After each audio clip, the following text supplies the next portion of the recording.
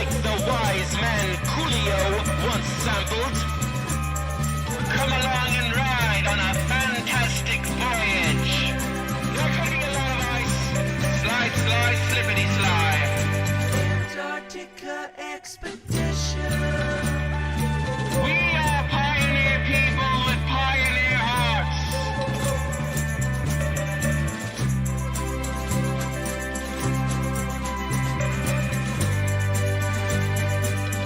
Antarctica expedition.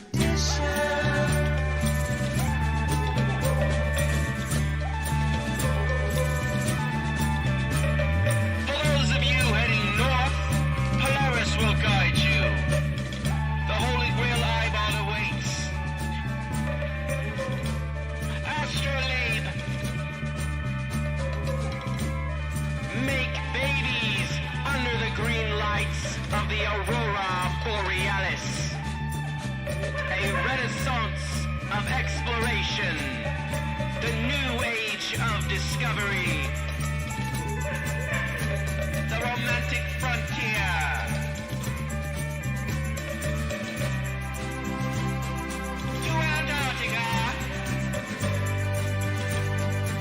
Antarctica expedition. I will also be bringing my astrolabe. Alright, we are live, March 4th, 2024. This is Chief Crow and the Flat Earthworms Antarctic Expedition, which has an entirely different vibe than Storm Antarctica. Alright, I just sent out live stream notifications, so if you're a member of Patreon or IPS.monster or InfinitePlaneSociety.com, you should have gotten the notifications about 10 minutes ago. Joined here by Diana South from DLive, AJ206737, Ready or Not 31 says, let's break it down. Yeah, we're going to break it entirely. There's a space rock, a planet killer, labeled AutoHoax 2024 on its way to the world stage as we speak, and it's going to hit sometime this year. It's going to hit before Apophis 99942. But yes, it's a planet killer. We have Adaptivia from Twitch, Jungle Jim from YouTube, Oswaldo, MultiC0, and let's see. Okay, great. We have two YouTube channels on. The main one, InfinitePlaneSociety.com, is monetized, which means we're taking calls. Open phones for open minds. Open phones for skeptical minds for the most part. We're trying to elevate our conversation here, and it means a lot of debate, I'm sure. But it also means we're not going to platform ideas that are designed to sabotage free speech, sabotage the free exchange of ideas. It's kind of a foot bullet. You're not fighting for free speech when you take the bait and allow them to censor you. So we're just going to play it smart with this particular channel, but if we have to get into some bannable territory, we have the backup. No big deal. Joined by Clockwork 113, Demetria 101. Okay, great. Yeah, we're about 10 minutes early, but I figured let's just start. Phone numbers on the screen now. 505-349-0420. If you have any concerns, complaints, or constructive commentary, questions, intel, feel free to call in. This is recent. This is from yesterday. NASA's channel on X reported this. Separation confirmed. Crew 8 is now cruising to its destination, where they will conduct research to benefit humanity. Projects include studying how to improve human health in space, docking for 3 a.m. So we're watching this docking, and there's a couple of things I want to note here. A lot of the people in the comment section are noticing the bubbles. And if you didn't know, there's bubbles in space. And if you don't agree with that, you're just a flat earther. It looks like a blizzard. Now, they'll say it's something else. They'll say it's space dust, it's something. They have an explanation. But what I'm pointing out here is the lighting. Why does it disappear into the darkness when it's just a few dozen feet away? That's light loss. That's light diffusion. That's the indicator that it's underwater. The bubbles may not be bubbles. It may be some debris that they put there, but it certainly moves like it's underwater. But again, their cognitive dissonance will allow them to bypass that. However, the lighting is clearly consistent, very consistent, with night dives. If you look at night dive footage, the quality of light is a big thing, a big indicator, a big tell. In fact, I have in a video a compilation of spacewalks where I'm going to make the case here that you can determine that it's underwater simply by the lighting, since the bubbles weren't enough. Now let's move on here. Look at some of the comments. Nice try, NASA, says Cookie Inspector. Almost as cool as this. Fake Stanley Kubrick video. Come on. Stanley Kubrick, as truthers will say, he faked the moon landing. He didn't just fake the moon landing. Yeah, maybe that's among his list of credit. His IMDb would say faked the moon landing, but he also faked the JFK assassination. He directed 9/11. And largely is responsible for the 2020s major theatrical production that we all lived through. A lot of this stuff was not just Kubrick. We can list off the meta-scripters involved, James Cameron, Thomas Clancy. There are so many. But Kubrick is certainly central to a lot of these psyops, and so it would be to miss the point to say that he helped them to fake the moon landing and that he was hinting at it in The Shining. No, he wasn't hinting at it in The Shining. He wasn't saying, "Oh, look what I did. I feel bad about it." That's what truthers think. Like he's winking, like he's one of us. He's trying to tell the truth because he felt bad about deceiving the world. No, not at all. Because the movie The Shining actually contains copious predictive programming for 9/11 itself. And it's foreshadowed in a number of ways. The dying twins, the twin elevators opening, the blood pouring out. There are so many different ways that they foreshadow 9/11. Interestingly, there's a channel on Twitter that I highly recommend. It's Crypto Kubrology. Crypto Kubrology. And he's been doing a lot of this predictive programming breakdown, specifically looking at deconstructing the work of Kubrick. His channel bio says, a useful methodology for deconstructing cinema, history, and synchronicity. Quote, some of the most schizo-esque you'll ever see. Now, this is very interesting stuff. And he really does go beyond just Kubrick, but it really does all tie to this stuff. And why is that? Because Stanley Kubrick isn't someone who was hired by the government because he was good at movies. Kubrick's part of a department. You might even think of it as a Kubrick department. The space program was never about sending you to space. It was always about mind control, worldview, warfare. And that's where you would place him. Interestingly enough, before the JFK assassination, Lee Harvey Oswald was working at Riley Coffee. And all of his coworkers were sought after following the assassination. Hey, let's get some info on this guy who shot the president. They were gone because they went to go work for NASA. Boeing, NASA, I mean, they were basically all went over there. I'm like, wait, they're all working at this coffee shop. They all go to NASA. Oswald, who was working there, in a letter to his girlfriend, said something about going to work for NASA. And I'm suggesting that he did. But he just didn't go to the fake space department. He went to the fake assassination department. And who shot JFK? Stanley Kubrick. Stanley Kubrick. He directed the Zapruder film. Okay, Travis Claude says, I think there's a perfectly good scientific explanation for that. If you're talking about the bubbles in space and the lighting disappearing and diffusing, yeah, it's movie magic. And you cannot have an honest debate with someone about space travel if they're not willing to include the possibility of the evidence being corrupted by Photoshop, video editing, manipulation. That they don't even rule that in. It's naive. And they'll say, oh, your argument that it's video is an argument from incredulity because you can't believe it's real. It's like, no, I'm visually literate. I'm informed. I can edit video. I've done this for years, and it just doesn't fool me. And this idea that we're just being incredulous is kind of gaslighting, but it's also coming from people who don't know the difference between real and fake. And I would also add, it's pointless to debate with people who believe the news in general. Forget the shape of the world. I'm not interested anyway in people who believe it's flat. I'm interested in the agnostics out there. Those who have reached a healthy level of agnosticism about their worldview in general based on what we've been given. But you can't get anywhere with someone who thinks it's merely about shape and they believe everything else because it was never about shape. It's always been a worldview question, which is much more significant.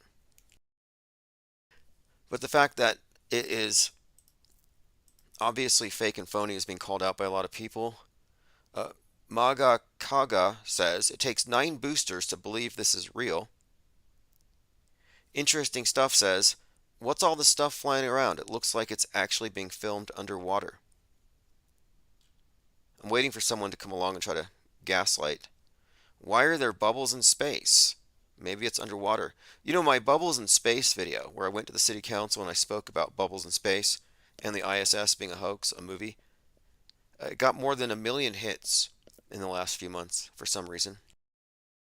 Next time I go to speak at the city council meetings, and I'll be doing many of these once we get the ball rolling here, I will wear a shirt that says IPS. I will have a QR code because it's 1 million hits and it doesn't return back to us, although I'm happy for it to be out there.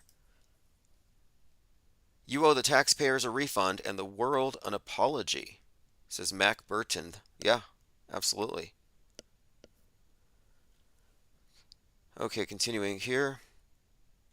We're going through comments again. This is in a water tank. You can see the bubbles. NASA's not even trying anymore. They never were. You know, it's not like, look, some truthers are just so full of hopium. They have Stockholm Syndrome so bad. They're like, oh, the reason why NASA is screwing up is because they're winking at us, the smart ones who can see through it. It's a D class. And they can't tell us, but they can show us. I mean, it's just like, it's sad. In a way, it's sad. It's like, no, that's not the case. If you look back, they have been terrible at this from the get-go. It's always been terrible. It's been terrible since the 60s. And, interestingly enough, the simulation has been indistinguishable from the real thing since the 60s, from the control room. The people in the control room have no inkling about what's going on. But my point of it is, their graphics, their special effects have always been terrible. They didn't just suddenly start being bad at it. They just didn't suddenly stop caring. And yeah, they're getting 70-some million dollars a day. Thank you, Multi-Seeder Zero Dagger. We here at the IPS appreciate the support. The think tank is prepared right now to metastasize. We have a great year ahead of us. As the world gets more chaotic, as they ramp up the drama, this is going to be the most stable, calmest oasis out there. By the way, today there was unanimous agreement, Supreme Court 9-0. Trump is not going to be pulled from the Colorado ballot. You know how mad that's going to make the left? Like, what are they going to do now? And we're in March 4th. And March is always when they kick off a lot of the marches. It's all about the weather. And also, I think actually it's got some other meanings to it too. The timing of these things, like it's like, wow, just in time for for example, May Day, major communist holiday. But that's the high point on the occult witchcraft calendar. And on May Day, Maypole, symbol of the earth god, you'll have all these politicos marching around that giant obelisk in DC. Not a coincidence. Matrix batteries just being activated, being tapped. Human Action says, are those bubbles? They seem to be bubbles. Why the bubbles? Bubbles. Amazing. All these flat earthers with their incredulity, right? These are just regular people wondering why there are bubbles in space. And if you don't wonder, or if you're not curious about bubbles in space, it's because you haven't watched. If you watched any of this footage, you would have to somehow work it out in your head. How does this make sense? Does it make sense? There were bubbles all around Starman, which I think, again, there's a couple of explanations here. It's like, are they filming it in the pool? Highly likely. It's the lighting that gives it away, but not all of it. There are some parts of it which may not necessarily be underwater. I mean, obviously, the interior shots of the ISS are shot on a movie set, similar to what they used in the movie Inception and a few other movies.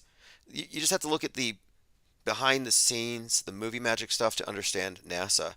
And NASA's movie magic is antiquated. It's sad. And when I watched the new ISS movie, I was like, look, there's not one loose hair. Why is that? They're usually so happy to show off their hair because it proves they're in space.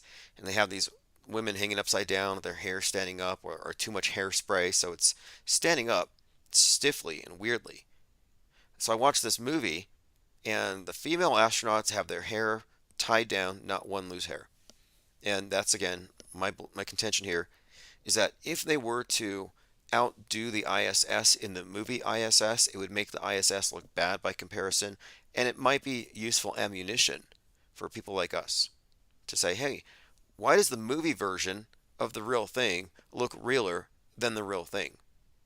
You see, it doesn't make sense. It shouldn't be that way. Lean Dion says, movie stars in scuba class. Well, you can't be a NASA astronaut without being a scuba diver first. The Neutral Buoyancy Lab. That's what they call the place. And they don't have flippers in these spacesuits, so they have scuba divers all around maneuvering them. And there have been many instances of people seeing scuba divers in space. I saw a squid in space. I can find the video. Maybe I'll put it in my notes here. I saw a squid. Now, a couple of years ago, Elon Musk sent baby squids to space, supposedly, like they sent the genetically modified mice. But I remember they were sending these baby squids to space, and later in that year, this video came up where this UFO watcher, see, you have a lot of these people who think the space station's real. They watch the footage, and when they see bubbles, they say it's the mothership, it's aliens. So they kind of do damage control for NASA with their desire to believe that any anomaly is from UFOs. So they're always like, oh, NASA's secretly up there flying with UFOs. Well, there was a video where this space believer was convinced that he saw a dragon in space. And it did from the back. It looked like a small bat in the background, and the way it moved, it looked like it was flapping wings. Well, if a dragon is in space, it wouldn't be flapping its wings. It wouldn't do anything. There's no, it's just, sorry, it's a vacuum. So that doesn't make sense. But I looked at it very closely, and I thought, well, maybe it's a scuba diver in the background. One of these scuba divers that maneuver these astronauts around.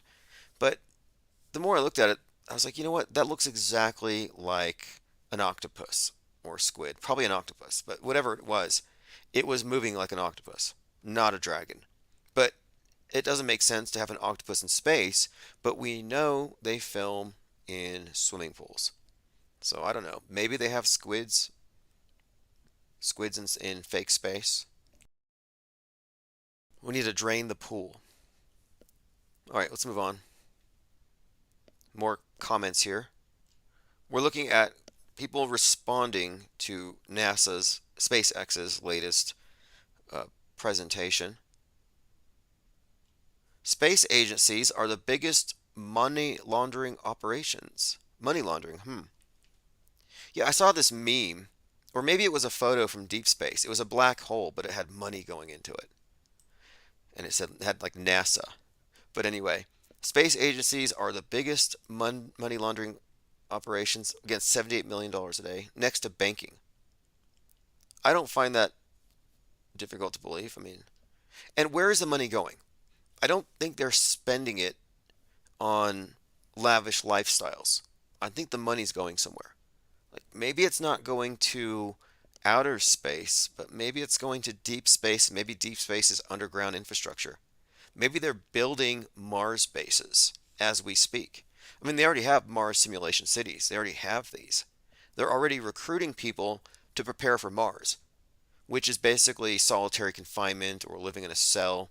It's basically a gulag.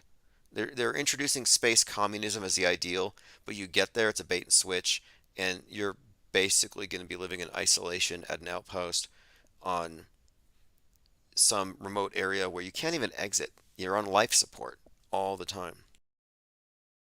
But they've sold it as progress. Okay, continuing. Chris Maria Molman says, I never looked at NASA until I did, and I can't believe people fall for this nonsense. Billions of dollars spent and nothing to show for it but CGI. One big money laundering machine. Yeah, you know what? My way of describing it would be it's part of the New World Order religion. The New World Order religion isn't coming. They're not trying to get us all to embrace some figure that we're all going to find palatable, because it's not how it works. We're too divided. We already have the one world religion. It's the model that we've been given. And outer space is the new heaven. And the whole purpose of it really is just getting everybody into the same simulated reality. But it's definitely a money laundering operation, but it's really no different than religions of the past with its false promises of, salvation. We call Elon Musk Pope Elon for a couple of reasons.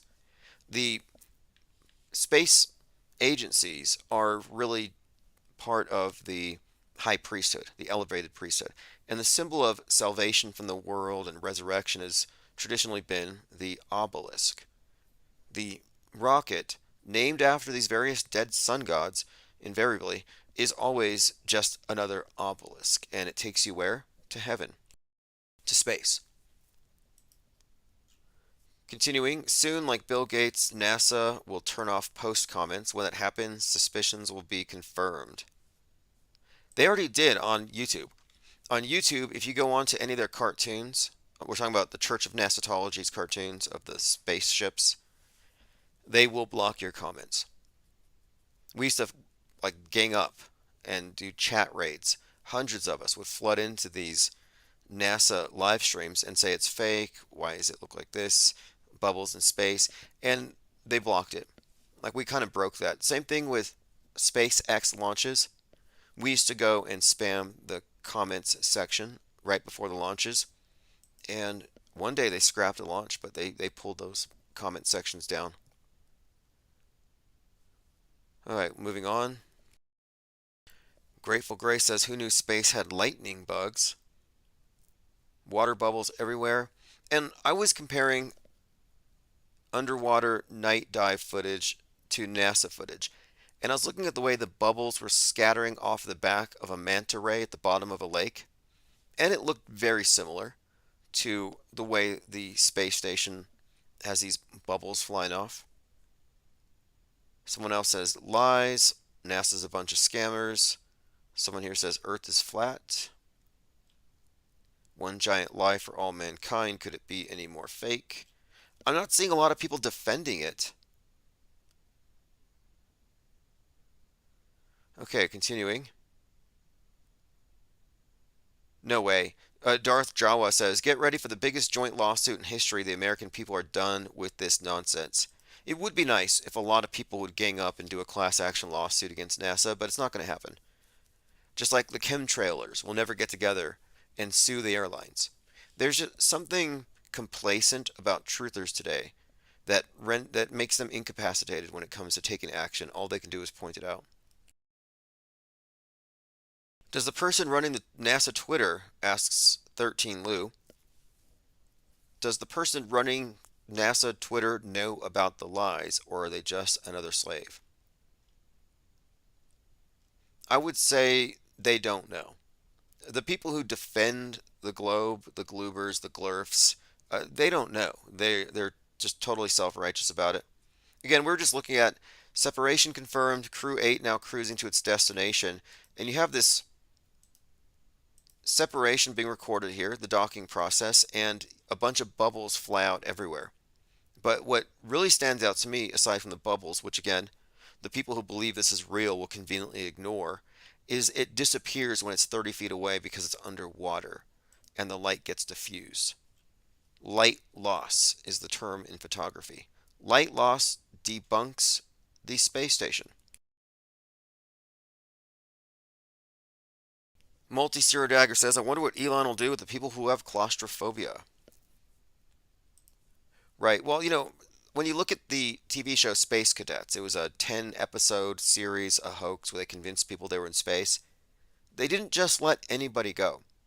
They didn't let anybody go if they were too smart, if they were too inhibited or introspective.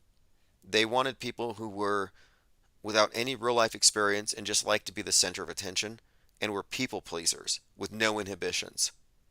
And that's how they were able to fool them into thinking they were in space. And I kind of think that when they select the 1 million people to go to the fake Mars base under China, they're all going to be obviously, heavily mediated, boosted, insulated.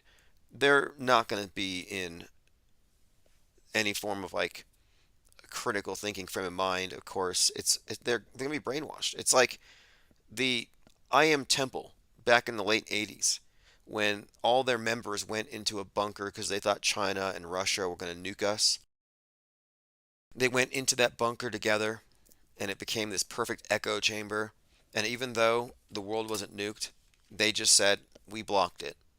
Our prayers stopped it. We saved the world. So even though they gave up their life savings to move into a bunker for a little while, they came out of it feeling like saviors and heroes.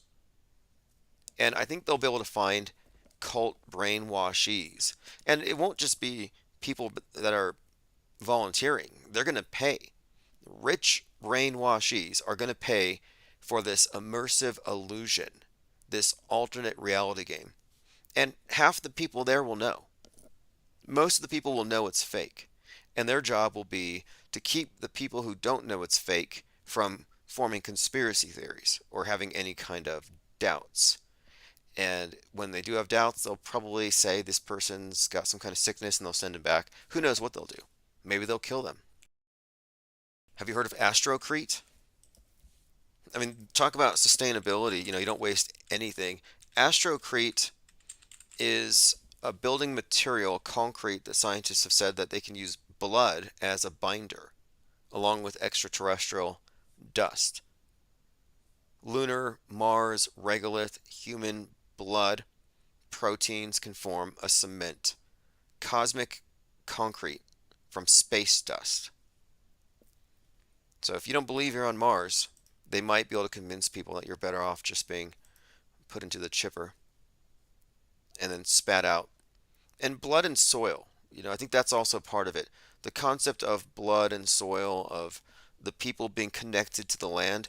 Well, you get the new arrivals on Mars or on the moon, and the first generation there, the brainwashees who are imported, they will all donate their blood. They'll give blood to build the infrastructure above. And their children will then look at this as, our parents, our forefathers, they bled for this land. And so it really creates this bond, kind of a trauma bond in a way, but I think that's a big part of it as well. Wait until NASA starts taking blood donations so you can have it made into bricks, like moon bricks. Donate blood for moon bricks. They just load up a rocket with blood, a big old blood rocket, and hopefully it doesn't explode when it's launching up there. All right, let's see here. Lean Dion says the light loss diffusion thing is brilliant. Yeah, you know what? That is a death blow to the ISS. And I ran this by Fight the Flat Earth, and he was like, present me all of your evidence. And I'm like, maybe, but not right away. I'm gathering as much as I can, and I'm going back because their graphics have been terrible from the beginning.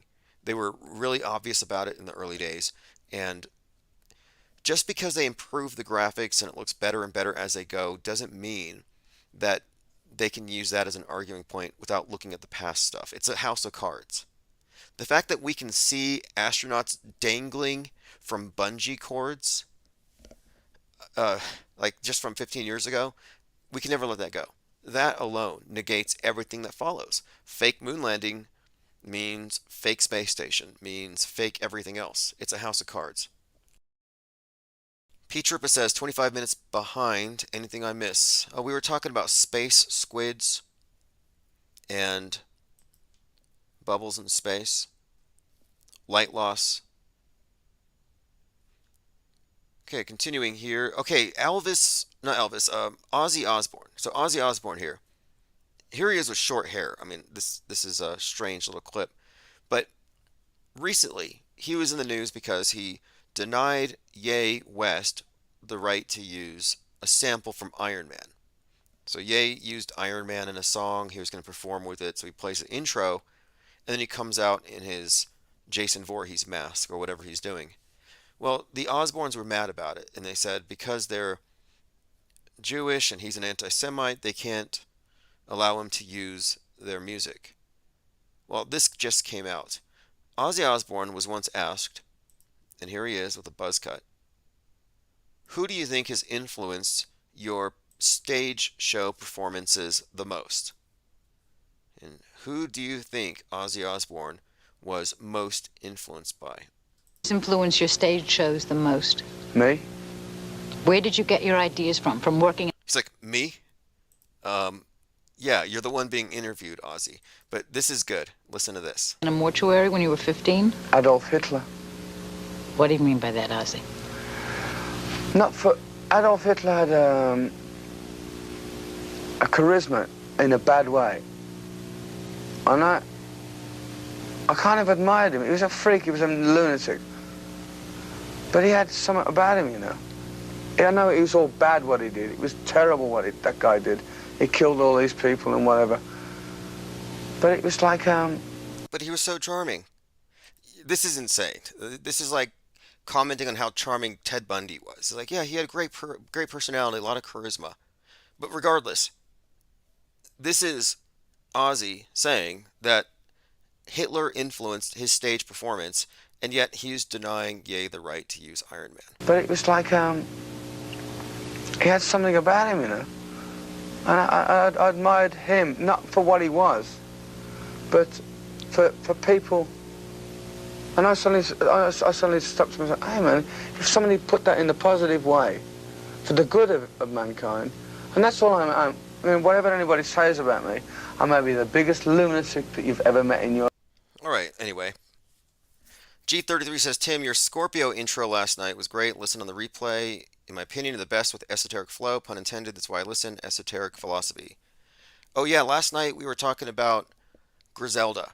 And I've been listening to the audiobook Labyrinths by Jorge Borge, and it's pretty interesting. Again, it has to do with time and a concept of time that, and we've been discussing this as well, because, I mean, it sounds crazy, I'm sure, I don't really know I wouldn't know if crazy is the word, but like, I think it makes sense to me anyway, that the universe doesn't actually exist until it's experienced. And that's kind of where these writings go in Labyrinths. So I'm watching this movie Griselda, and one of the characters has that book in his car. And with everything on Netflix, if they show something, I tend to look it up. So I looked up this book. But this character is later, he's out in the desert, in the Mojave, tripping on peyote, and he's got a Scorpio on his hand, and he's got a watch. And he's talking about time not being linear, but being a circle, and how few people can break that cycle. And when you get into the symbolism of the tarot, the scorpion is one of the associations with the death card, and the Scorpio sign is associated with death, which has to do with fall, the reaper, the sickle. But I've always found it really interesting, the phonetic similarities between cycle, circle, sickle in this context, because we're talking about the circle of time. And this was reiterated by the symbol of the watch on his wrist. But again, in the tarot concept, death isn't the end, but it's the end of a stage, which then begins the next stage, the next year, the next, after a harvest. It's not the end. It's a period of time, and then it begins again. And when you look at the scorpion itself, often a symbol of death, it's also a symbol of rebirth because of the way it sheds its exoskeleton. And it's like the exoskeleton could be symbolic of aspects of the self that are perhaps inauthentic, perhaps things that you shed as you grow as a person, these micro deaths or even bigger deaths of the self. So it's a symbol of transformation.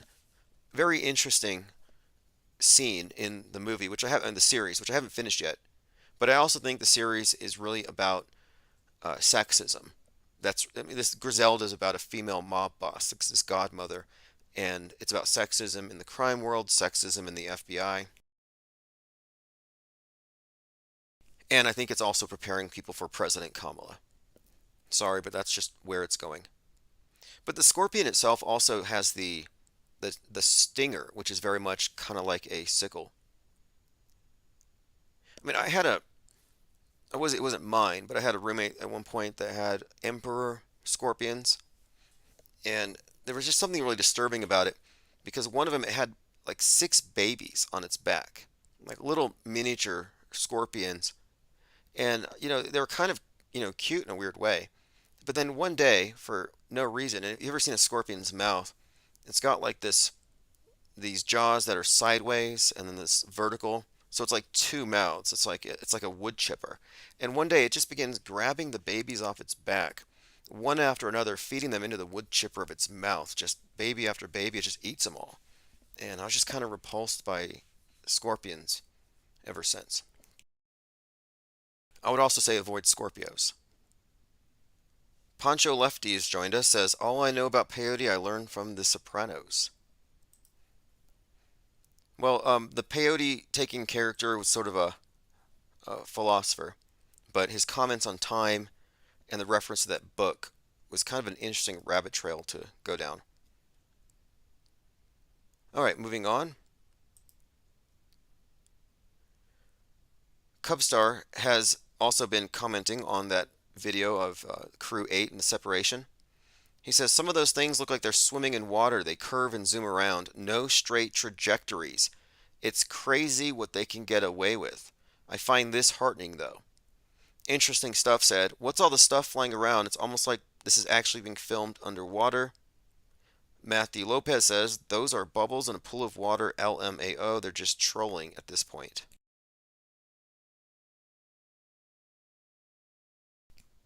Harmon Walker says, have you seen the supposedly Shelley's new video? She has not posted in more than a year. One of the best 6-minute videos I've seen in the last 7 years.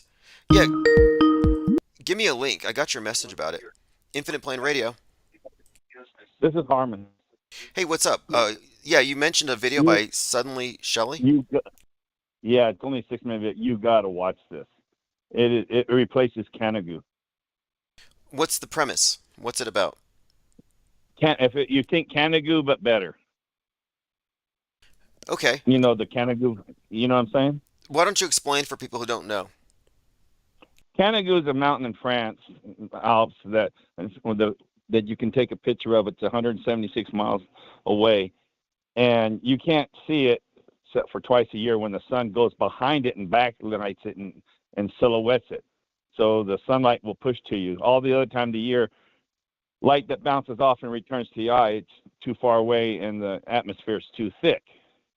So you can't see it. But twice a year, the sun sets behind Mount Canagoo, and you can see the whole silhouette of the mountain, just like if it's just sitting right there. So that's what this new video shows of Catalina from Dana Point that this lady took that is just amazing. Okay, and what is the distance from her vantage point to seeing the silhouetted mountain in front of the setting sun? 41 miles. 41 miles. Okay, And interesting. the highest point on Catalina is 2,100 feet, just about. I'll have to look at that, but that's always interesting. I've seen a few videos where people are able to look at features highlighted by the sun at certain points of the year. And, This is silhouetted, not highlighted. silhouetted. There's a difference, like Canagoo. There's a big difference. Yeah, absolutely. Yeah, silhouetted is what I meant, because that would give away much more. I will get that video from you, and I will review it, and then I'll definitely discuss it tomorrow. Where I'm at certain points of the year, there's a highlighting of these turbines that are like 90 miles away that I can suddenly see. Mm-hmm. And then I'm able from there to ascertain how far this other mountain is behind that. And then I'm always interested in these clouds behind this mountain that's 120 miles away. It's like these clouds 120 plus miles away are closer to the horizon, but they're still level with it. How come the clouds aren't tilting? You know how boats go over the hump? Right. How come clouds don't go over the hump? Yeah. Well, they just, if you ask Globee, they'll say it does. What you call it, though, people, the only reason we can see something is because the light is returning to your eyes. Like if you see a rock outside, the sunlight's bouncing off that rock, and then that light's bouncing back to your eyes, right? That's how we see. Yes. Okay, so if that rock was 20 miles away, that light that bounces off it won't reach your eyes anymore. That's why when the sun will set behind this rock or the mountain, the sunlight pushes to your eyes. It's strong enough to get to your eyes and go through the atmosphere, but so that's why it silhouettes the stuff in front of it. And it's not bouncing light off the mountain. It's backlit it. Gotcha. And you can see it because the storm's like that. Gotcha. That's how it works. Okay. And what is your take? And that's take? how your windmills work. Okay, now speaking of light, what is your take on the ISS spacewalks exhibiting light loss in the darkness of the pool? Is that what happened yesterday or something? I didn't know that one. I just got onto your channel just now. Okay, this is the thing I've been talking about lately is if you look at spacewalk photography, it's crystal clear. You can see the astronaut waving, you can see the Earth behind him. But then when they do the video of the spacewalks, usually like their helmet cams, you can see it as though you're the astronaut working on the outside of the space station, but the lighting's very different. The quality is different. You can't see that far. Everything disappears like 50 feet away, and there's hot spots with the light, and then the contrast is all screwed up, and there's also color loss because when you go underwater a certain depth, first you lose red, then orange, then yellow. You lose the colors, so you see light loss and color loss consistent with it being 40 feet underwater. That's very possible. Yeah, it doesn't matter. We know it's not real, so it doesn't matter whatever they're doing and faking it or making it like underwater filming it. We know that's already how they do it. So that's I'm not saying it's old, but I mean, does your audience not know this or what? No, this is very well known. However, when you look at the spacewalk footage, anybody who has any experience scuba diving or has ever done night diving, anybody who's done it professionally will be able to look at that and say, wait, that's light loss, which you wouldn't have in space. You would have it underwater because of what water does, the diffusion, but it wouldn't happen in the vacuum of space. And so what I'm saying is that pointing out the fact that you're looking at this diffusion and light loss to the right people who know photography, specifically people who do underwater photography, it would be very hard for them to deny that the space station's underwater. Right. I mean, there's lots of people who know, just don't say. And guess what the main thing is? They don't care. They just don't care. You know what? You're right about this. Not only do they not care, but they never cared. And they're so not interested that they don't even know what we're talking about. They say like space station, like they don't even the frame of reference of the main streamer is kind of vague about everything in space. They don't really think about it. So they're not the target for this information. For me, it's Truferville. At least they're trying, but most people don't care. I'll give you an example of what happened one time. I golf with some golfers. I mean, they'd rather know how many dimples are on a golf ball than anything else in the world, than anything. That's how much they don't care about anything else. And we're all in our 60s and stuff.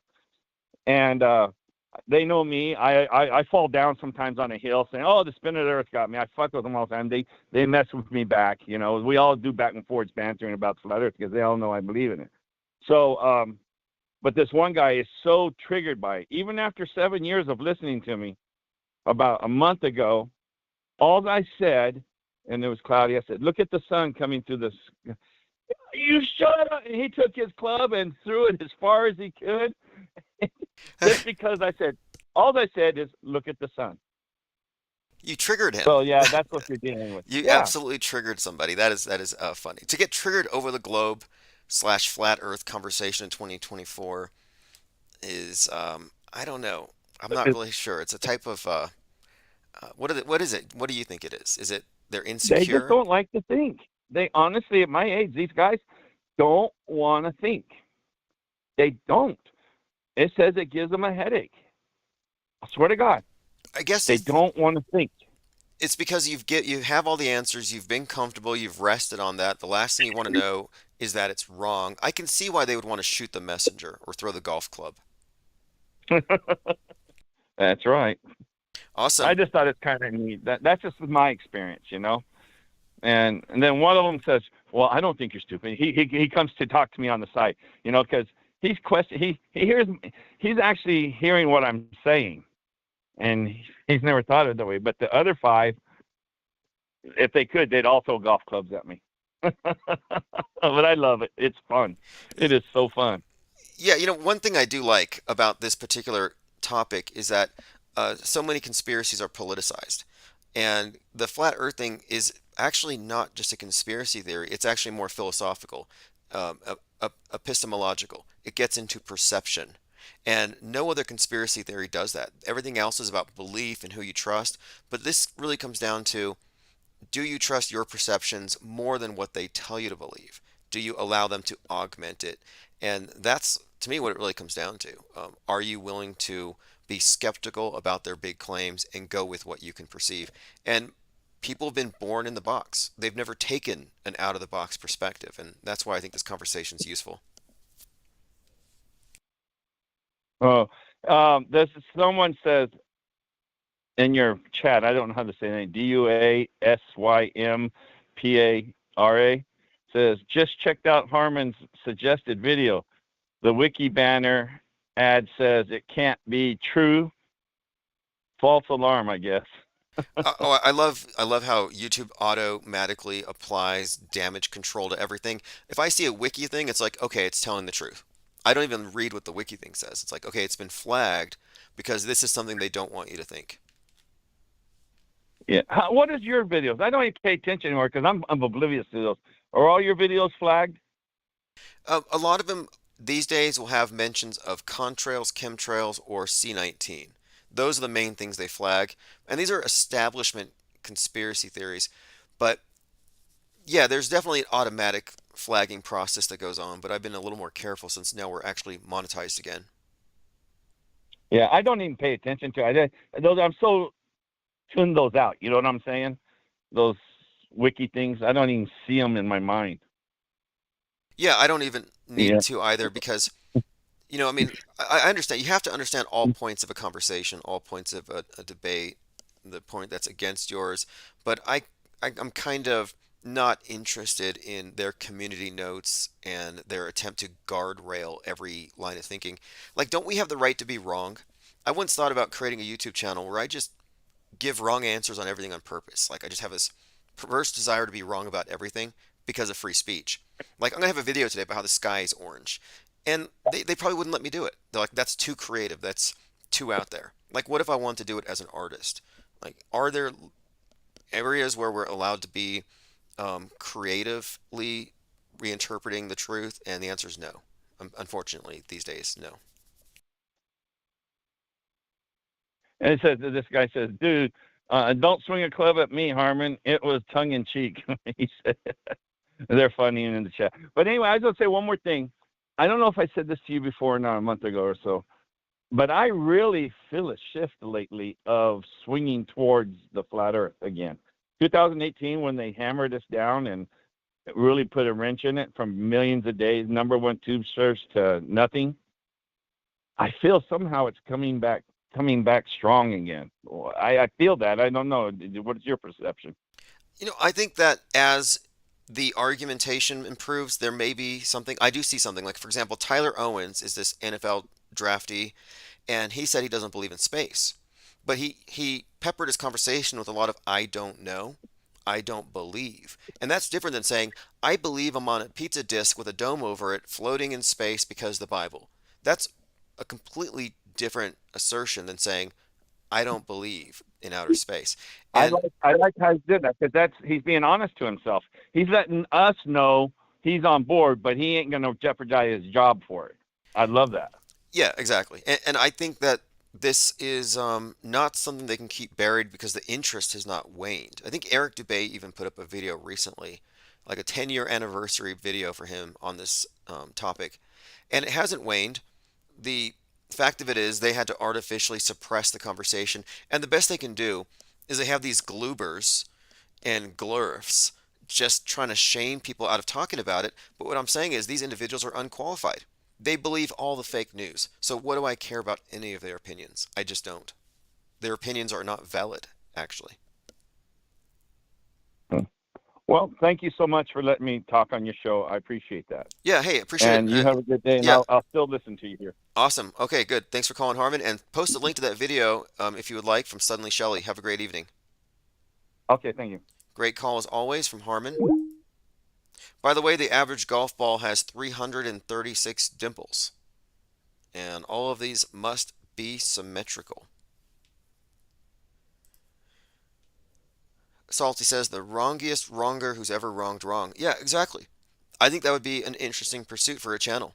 Let's just have a like parody. Like, as parody, can we just be wrong? Like, today talk about the cube Earth, tomorrow hollow Earth. Have a video a day just purposefully as artistic expression. being wrong about stuff. And no, they will damage control your free speech. They will damage control your artistic expression. Okay, so glurf. Glurf is, it means globe earther, but like earth, globe earth. Sort of like the globies refer to flat, which is a horrible word. I won't even say it.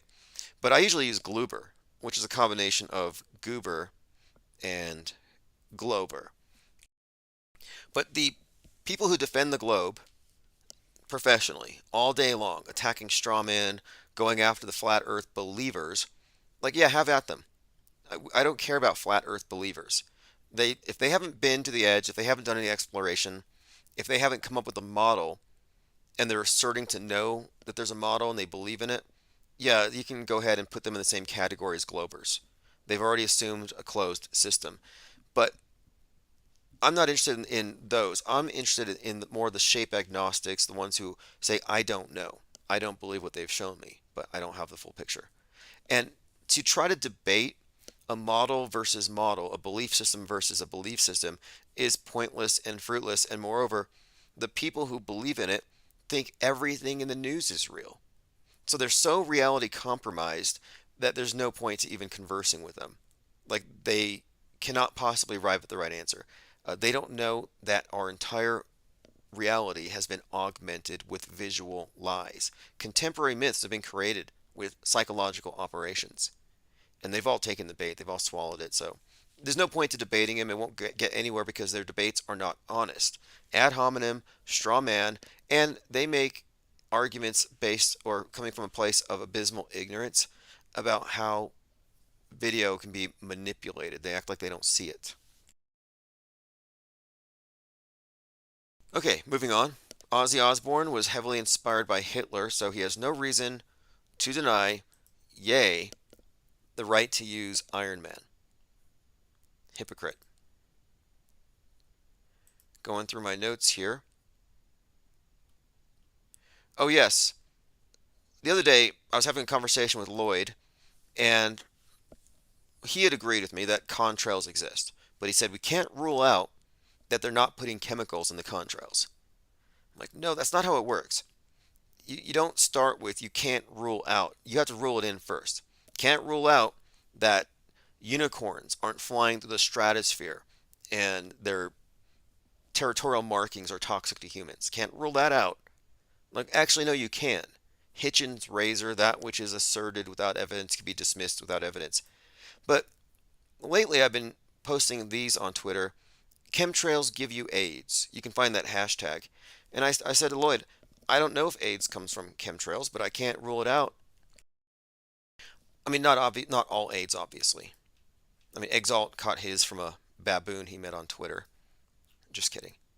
But anyway, if you go to Twitter and you search chemtrails give you AIDS, I am building up a lot of content that basically shows airplanes spelling AIDS in the sky and people putting masks on. But is this absurd? Is this any more hyperbolic than the claim of geoengineering manipulating the weather? Is this any more hyperbolic than people saying they're spraying an X over my house today because I'm targeted? No. If we're going to go into the realm of hyperbole, speculation, and can't rule anything out, then yes, let's rule in chemtrail AIDS. Put on your mask. Donald Trump supporters are creating and sharing fake AI images of him with black voters. So here's an image of Trump at what looks to be a Christmas party, and it looks real. And this is apparently viral. Fascinating. This is from Metro.co. Donald Trump supporters creating and sharing fake AI images of him with black voters. So this is the deep fakery that we've been warned about. A new report from BBC Panorama reveals that dozens of AI images have been concocted to produce pictures of black people supporting Mr. Trump in a bid to encourage more to vote in 2024. You think this will work? And then yesterday there was some deep fake fear porn about Putin using deep fake porn to bring chaos to the West. So again, more fear porn about deep fake becoming deep faked porn. Here's another picture of Trump on a porch with a number of individuals here. And people share these things. They don't even reality test them. There's this image that's pretty viral of Trump praying in a church, and there's like sunlight from the window behind him, and it's a really, idyllic, peaceful picture of him, but it's fake. But nobody cares. I got a comment from God Was Bored on YouTube yesterday. He said, I listened to the entire Joe Rogan Cat Williams interview. Oh yeah, this is where they misgendered Baphomet, which I think can get you kicked off of X. Baphomet is intersex and interspecies. The idea of associating him with it's insane. Baphomet is not a demon. And that's another thing. It's not the devil, it's not a demon. Anyway, Baphomet is a combination of symbols. It's a visual description of arcane perfection, as in a balanced being, male, female, beast, angel, man right there, perfectly poised in the middle, but consciousness directed up towards the torch of illumination.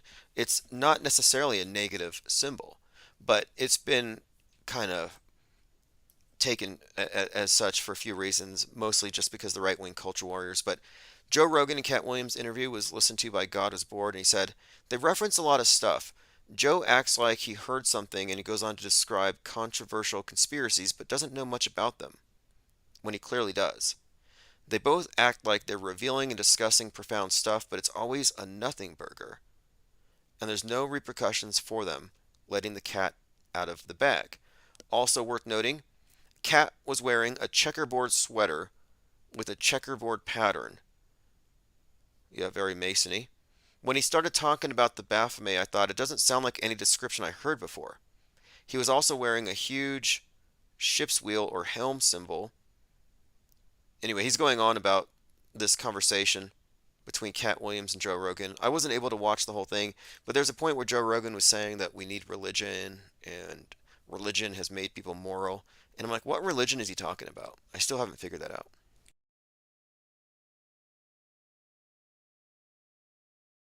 Dewis Paris says, at least you can choose to vote or not in the US. In Australia, we get fined if we don't vote.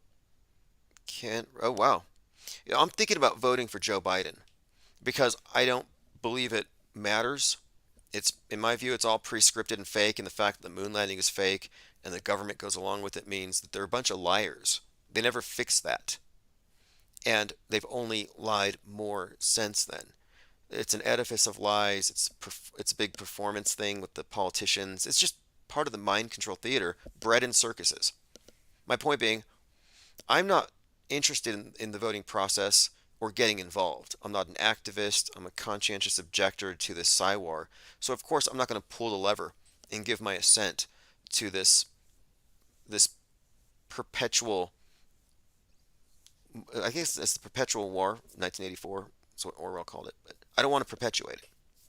However, since 2016 or so, or 2015 or so, the conspiracy theorists have been dog whistled to, pandered to, seduced by the GOP. Trump absorbed all the conspiracy theorists who weren't auto hoaxers and dragged them onto the political horseshoe, made them into alt-right culture warriors. They're part of MAGA Stan. Q basically successfully merged the conspiracy theory realm of alt media and MSM Plus with politics. So one of the things you're going to see is anybody in Trutherville is going to vote for Trump. There's just no other way around it. And I thought, maybe to make a statement, I'll vote for Joe Biden just to prove that I don't care. Almost like I was going to take a V just to prove that I don't care. But they wouldn't do it in my neck.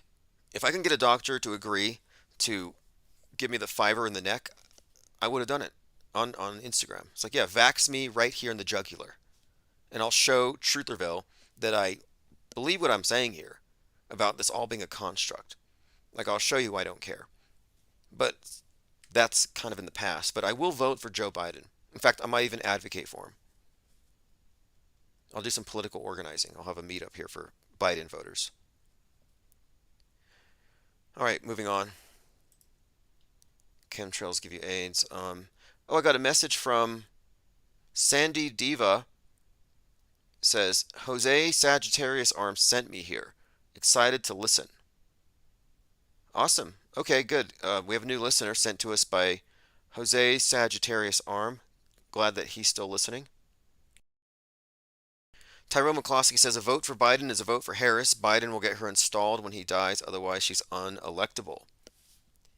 Okay, I was talking about the series Griselda, and the subtext of Griselda is sexism and how she's not respected. They don't take her seriously. She starts off as a prostitute, and then she becomes a mob boss, but the other mob bosses don't want to take her seriously.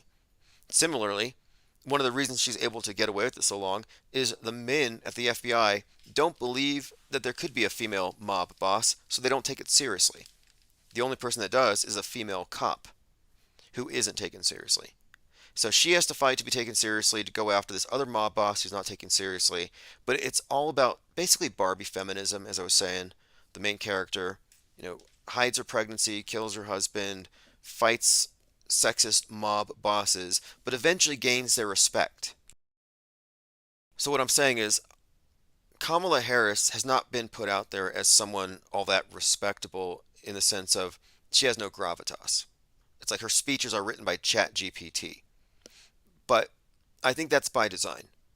I think this is all to perhaps even suggest that maybe she hasn't been given a fair shot because it's a man's world and there's going to be some kind of a turnaround. And I've seen this with a lot of shows on Netflix I could list, where it's all about the strong female leaders, these Kamala Harris archetypes. Wheel of Time did this, The 100 did this. There's probably about 50 other shows on Netflix, but it's a reoccurring theme. Another big one was DMZ, the Demilitarized Zone, which is about a post-Civil War America, and it's Kamala Harris type, and they're fighting against the nationalists. But yes, we have been given plenty of predictive programming for when it's time to take Kamala Harris seriously. And so yes, I'm voting for Kamala Harris. Tyrone says the old white man will lose his highest position in the patriarchy. Yeah, I consider this back when they first put that ghoul in the Oval Office. I'm like, why would they do this? Oh, I see. They need us to visually witness the death of the white American patriarchy. Have an old white man, ineffectual, die in front of us.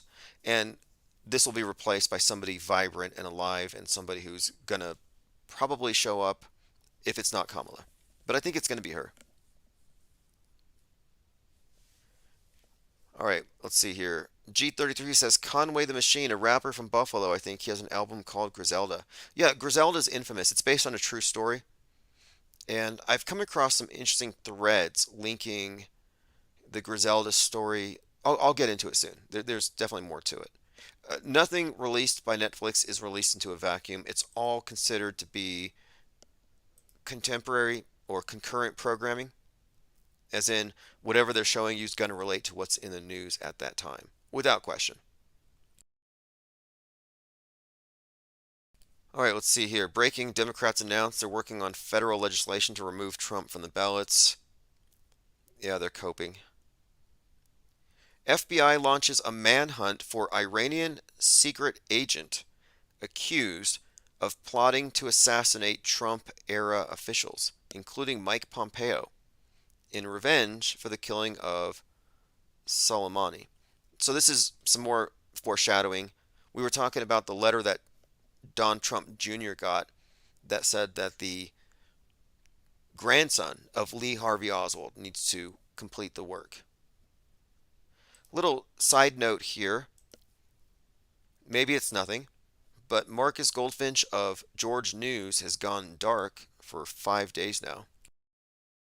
And one of his last tweets was a revelation.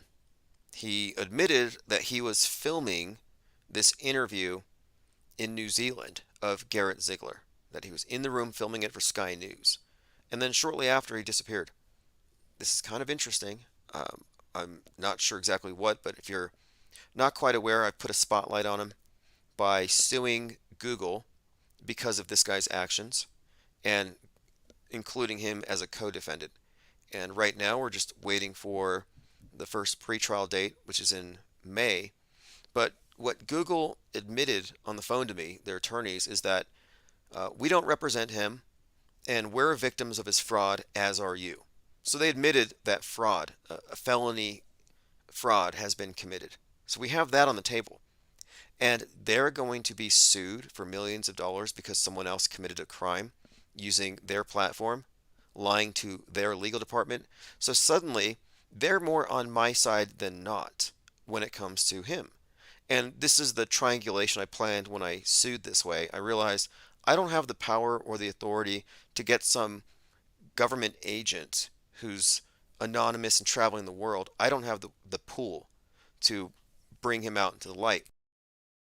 However, if I can convincingly implicate and appropriately implicate YouTube/Google in this crime, then I can bring the weight of this Superior Court in California and that judge and the other defendants to perhaps leaning on the legal process and to somehow force a prosecution and indictment.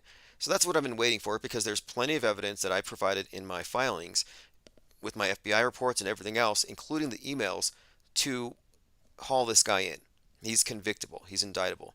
So the fact that he's been quiet for 5 days, I'd like to think this might be something, but we shall see. But regardless, we're going to win this eventually, sooner or later.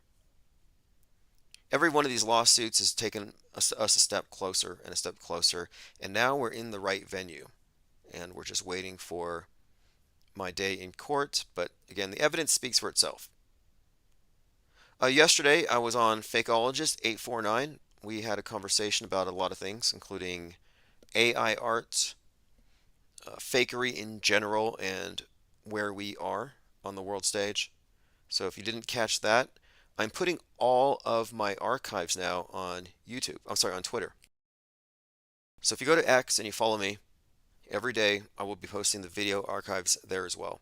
I pay for the blue check for that alone, and it's definitely worth it because I get a lot of traffic on X as well. Let's see here. Duis in Paris says Power Ranger curse got him. That's what I'm hoping for. The red Power Ranger curse. I mean, there's a lot of Power Rangers going back who put on the red uniform and afterward end up committing atrocious crimes, from murdering a roommate with a samurai sword over a girl, to tying a couple of old people to a anchor, drowning them after forcing them to sign documents. Another one gave himself a sex change in prison with a razor blade. And let's see, the other one after that, one of the more recent ones had committed COVID fraud to the tune of several $1,000,000, and so he's in jail. But every single one of the Red Power Rangers has come to some sort of a terrible end. You know, murders, deaths, killing roommates, killing people, going crazy. And Goldfinch is up next. I'm like, okay, the last one just got the COVID fraud, so Goldfinch is the next one, and so we're waiting for the curse of the Red Power Ranger to catch up with him. Let's see here. Rolling Stone exclusive. Under Donald Trump, the White House medical unit was like the Wild West. It was awash in speed and Xanax. Senior and mid-level staff had access to powerful stimulants and sedatives. Trump's White House awash in speed. This is worth mentioning, considering how often he called for the death penalty of drug dealers. Again, breaking, Supreme Court unanimously sides with Donald Trump in Colorado's effort to disqualify him from the primary ballot. This is going to have blowback. The lefties have got to be agitated at this point. Unbelievable. All right, moving on. Somebody needs to stop this. What is it spraying? This is the Rock of Gibraltar, and it's carrying moisture off the top from the Mediterranean, and that moisture condenses and it creates this cloud. So you're looking at clouds being formed just like that.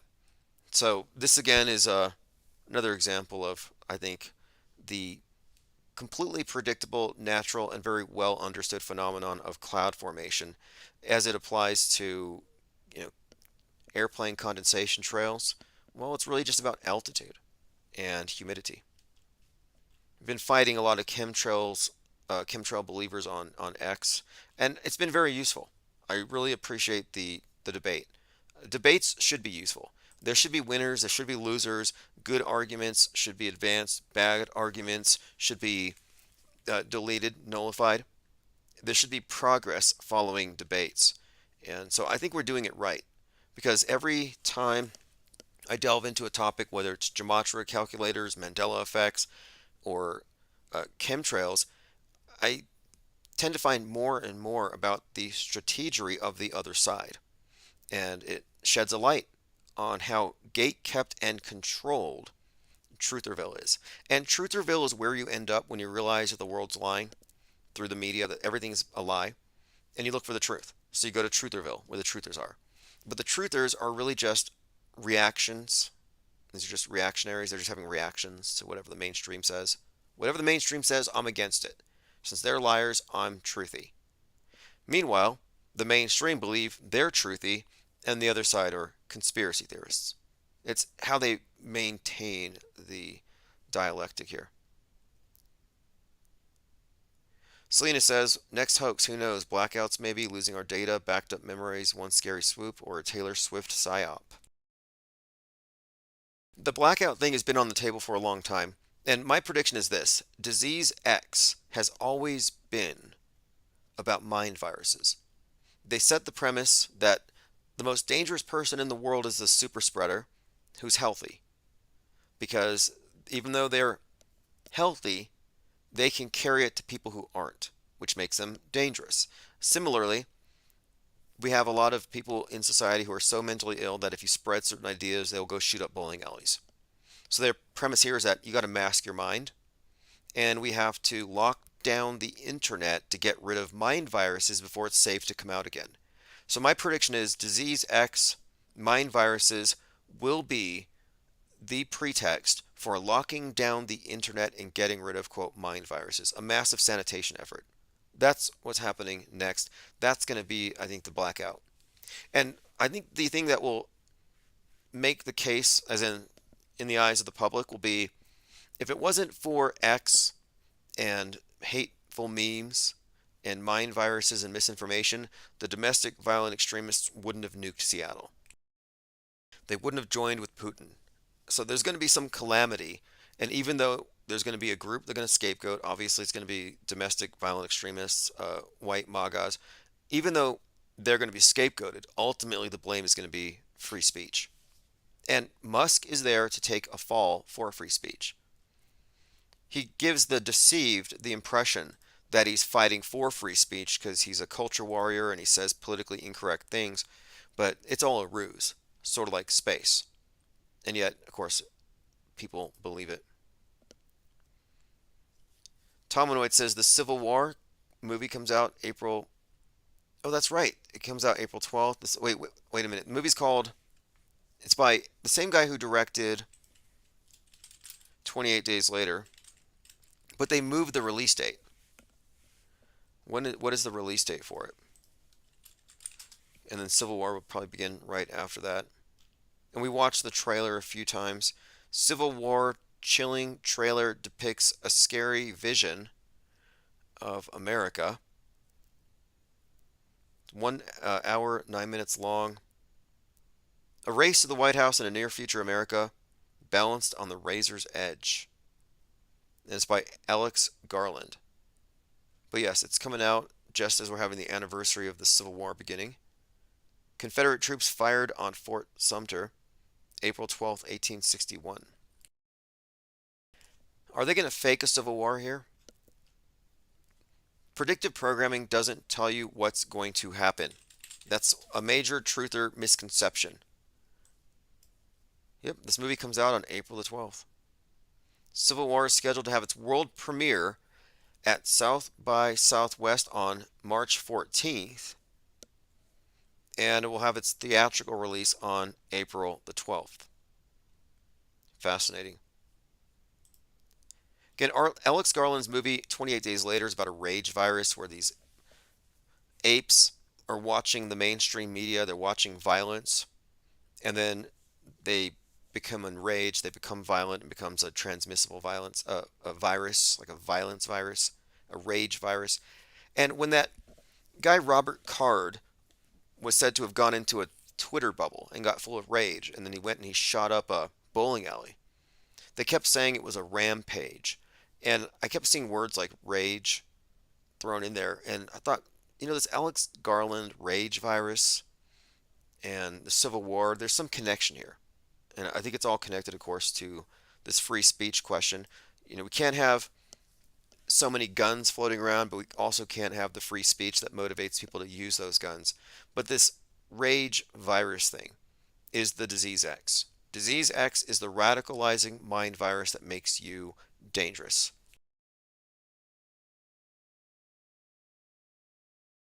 Is anybody else here looking forward to Seattle getting nuked? I am. I am looking forward to the simulated atomic blast that's going to happen probably underwater off the coast of Seattle, but I'm actually looking forward to it. I'm looking forward to the simulated head wound of Trump. Loop tweeted this today. I don't know what book this is, but it's page 111. The Art of Observing and Not Absorbing. The Art of Observing and Not Absorbing. So how do you observe without absorbing? Well, skepticism.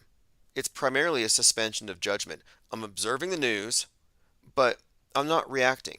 I'm not assuming it to be true until proven fake because the screen is a liar. But I'm going to suspend judgment until I have more information. I'm not going to respond real time. Nobody can trigger me. There's no button they can push that's going to get me to jump, even though the rest of the population is ready to jump at the push of the right button. But observing without absorbing or observing without reacting is what I advocate here. Because if your first response is to react, to cry, to rage, you're going to have a lot of ups and downs. And that's part of what entrains you. Mind control entrainment. Like, for example, after the Lahaina fires, which may not even have been real fires. I mean, they have real fires, but they have this scene where it seemed like these fires were uncharacteristically bad. So Trutherville says, oh, those are obviously from Chinese space lasers. And then Mainstreamville is like, no, that's actually caused by climate change. So one side is like climate change caused that, and that was mainly caused by the right wing and capitalists. But then the other side is saying, no, this was caused by secret space lasers, some kind of secret government operation. But the point of it is both sides agree that some event happened. They both agree and they both react. One wants to shut down capitalism because it's causing fires out there in Lahaina, and the other side wants to start hyping up this idea that there's 1,500 children who are incinerated and nobody's talking about them. My point of it is those who aren't observing without absorbing, but who are absorbing first, end up crying a lot more. And a lot of Trutherville was mourning over these fake dead kids. And I kept saying, fake dead kids' lives don't matter. And they'd be like, how dare you? Like, they actually want to kill me, practically, over saying that fake dead people's lives don't matter. Like, they would fight me over that. But they don't. And if you have an argument that you can advance that suggests that we should care about the lives of fake dead people, I'm all ears. But I see no reason for it. I ran this by Alex Stein after he went to Uvalde to cry about fake dead kids. And I'm like, those lives don't matter. He blocked me. They matter to some people. Poncho Lefty says, good night, guys. Eastern time zone. I got to work in the morning. Awesome. Thanks for joining. And we may be live in the morning as well. I meant to be this morning, but I was catching up on the eBay store. So the eBay store is very active right now. Channel's monetized. Books have been ordered. And at some point this month, we're going to kick off the book tour / promotion for Autohoaxology 101. This is where it's at. It says alt media is the JV team for the mainstream media. Yes, very well put. That's exactly what it is. Alt media is the JV team. We've known this for some time, but it wasn't until recently that we decided we have to literally split. You can't beat this system from within. We have to create the parallel media. We have to take the off-world stage perspective and let these others know, as we go into Trutherville, we aim our turret at those guardrails and blow them up. A lot of these truthers who are close to the edge will spill over. They will join us. But those who don't, we will let them know, until you cease to be a mainstream believer, until you cease to be a good NPC Truman in your Truman world, you can't sit with us. And at first they don't care because we're marginalized. We're on the fringe as they see it. But when they find out we're on the cutting edge and when they see the numbers of us growing, a lot of them will want to join us. But they won't unless they raise their standards of evidence and refuse to carry propaganda for alt media. If you're a propaganda mule for the JV team of the MSM, you're not going to do any good. But that's the objective for 2024. That is the Planet Killer Auto Hoax 2024 space rock on its way to the world stage. I don't have an exact date as when it's going to impact, but it's coming. All right, moving on. Going through my tweets again. I'm going to try to get Crypto Kubrology onto the program. We actually communicated on Twitter and he wants to do some podcasts. So if you haven't followed him, I'll put a link below. He's done a lot of great decoding. We'll get back to that. And another meta-scripter that's worth looking into, I think, is Stephen King. I've been thinking about lately. Because Stephen King and Kubrick have these connections. The Shining, for example. There's a sequel to The Shining called Doctor Sleep, which I'm going to have to watch. But I've already mentioned tonight how The Shining has plenty of predictive programming for 9/11. So isn't it interesting that the sequel to The Shining, Doctor Sleep, has a character, a baby, a young baby that has psychic powers and predicts 9/11? The sequel to The Shining has a character that predicts 9/11. The first Shining predicts 9/11 with predictive programming. There's no way that Stephen King is an outsider to this process. This is where it's at. It says, I'm interested in your take on cults. They're blowing up right now. I don't think they want anyone to be in any independent groups. So many cults now in the urban space. Yeah, cults have always been demonized, obviously.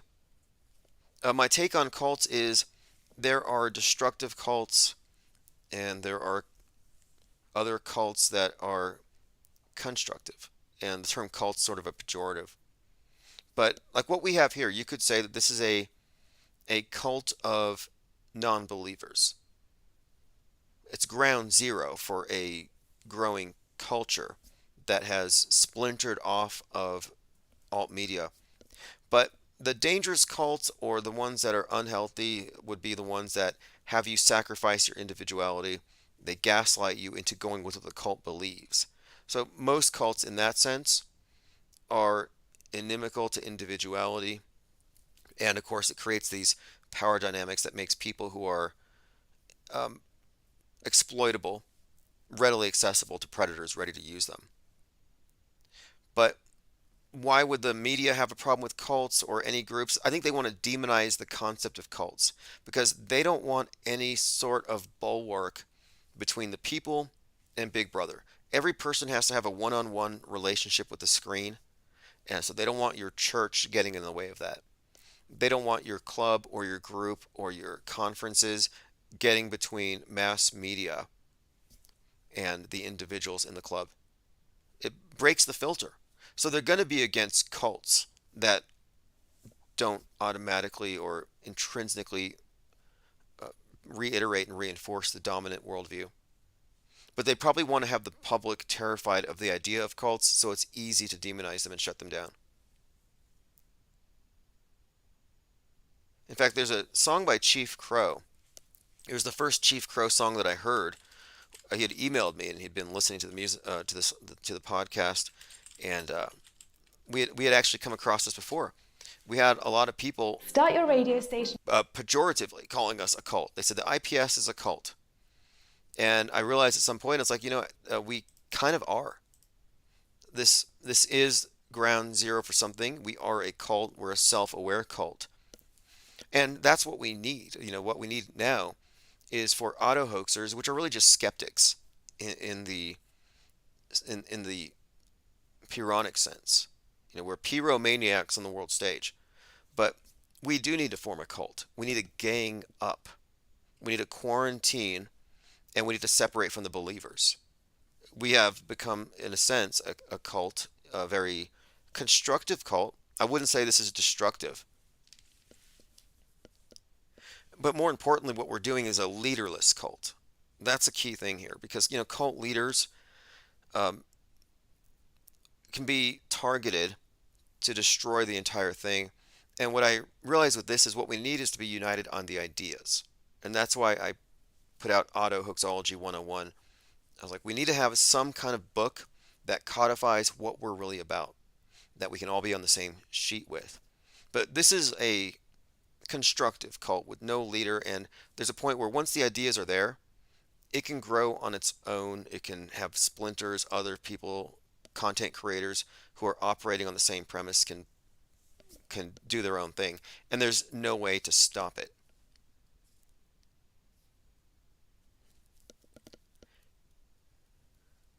But we were having a conversation on cults the other day. We were talking about superorganisms. It was a conversation with a caller, and I brought up Howard Bloom, who has a lot to say about this idea of cults or societies or just collectives of people acting like an organism, and each person becomes like a cell in that organism, and how you can have something of a hive mind. And I would argue that the mainstream mediated worldview creates a hive mind. It's just you don't notice it very much because there's not a lot of friction between the mainstream telling you what's happening in the world and what's happening in the world. If you're not looking, you might not notice the discrepancies. You might not notice the glitches. But it has everyone entrained on the same sheet. And if they want everybody in the world to look at, to think about, to obsess over, and to talk about Taylor Swift, they can do it. I practically didn't know who she was. She was on the periphery, not a character in my life. And in the month leading up to the Super Bowl until the day after, Taylor Swift was in our faces every day on every magazine. There is a hive mind, and they can unite us on anything. And that's an example also, by the way, of a psyop. The Pentagon said it wasn't a psyop. It was a psyop. What I would consider to be a psyop is a perception management stunt, a PR stunt, an artificial or simulated event or scenario or narrative or story superimposed over reality. A psychological operation will create a myth, a contemporary myth, a story, but it basically is a way to augment reality. And it requires that everybody's synchronized. Everybody's in agreement on this one thing. Like 9/11 wouldn't have worked if we weren't all up in the morning watching the news. If everybody had slept in, it wouldn't have worked. They need everybody synchronized. And we were all synchronized on Taylor Swift.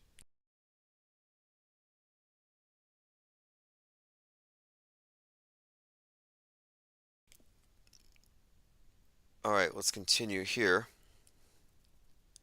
This is where it's at. It says 50 people live off the grid and grow food. They'll be called a cult. Oh yeah, Owen Benjamin's Beartaria was not only called a cult, but the Daily Beast was comparing it to Ruby Ridge, and we're expecting some kind of standoff with the ATF. And I guess, you know, this might also have to do with this. Not a coincidence that Donald Trump kicked off his campaign last year in Waco, Texas. And of course, Netflix released Waco, American Apocalypse, the night before. So there again, a connection because Waco is about the genesis of the white nationalism in America. Timothy McVeigh, this martyr, was there. Alex Jones was radicalized there. He helped rebuild the Branch Davidian temple after it was burned.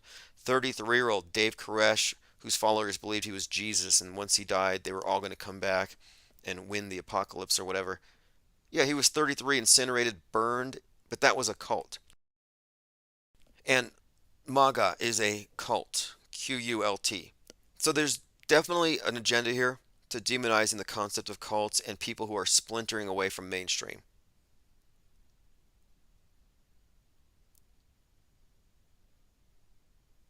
Dewis in Paris says, I don't waste my breath anymore. There's a crux of the whole thing. If a person doesn't find FE theory interesting, that person is not interesting.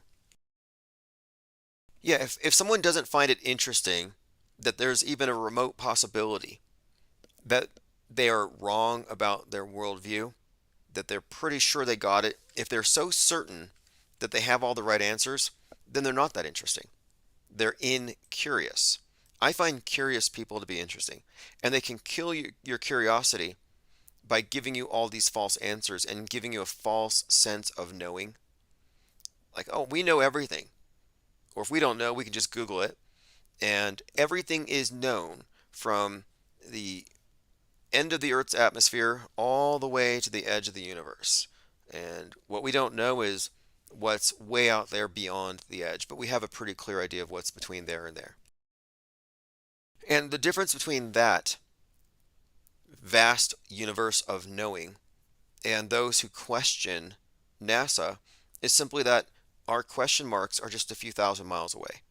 We don't push them out there trillions of miles away, which means that we're a little more honest in saying what we don't know, because the people who think they know everything about what's from here to the edge of the universe can merely believe it. They don't have any direct experience of it.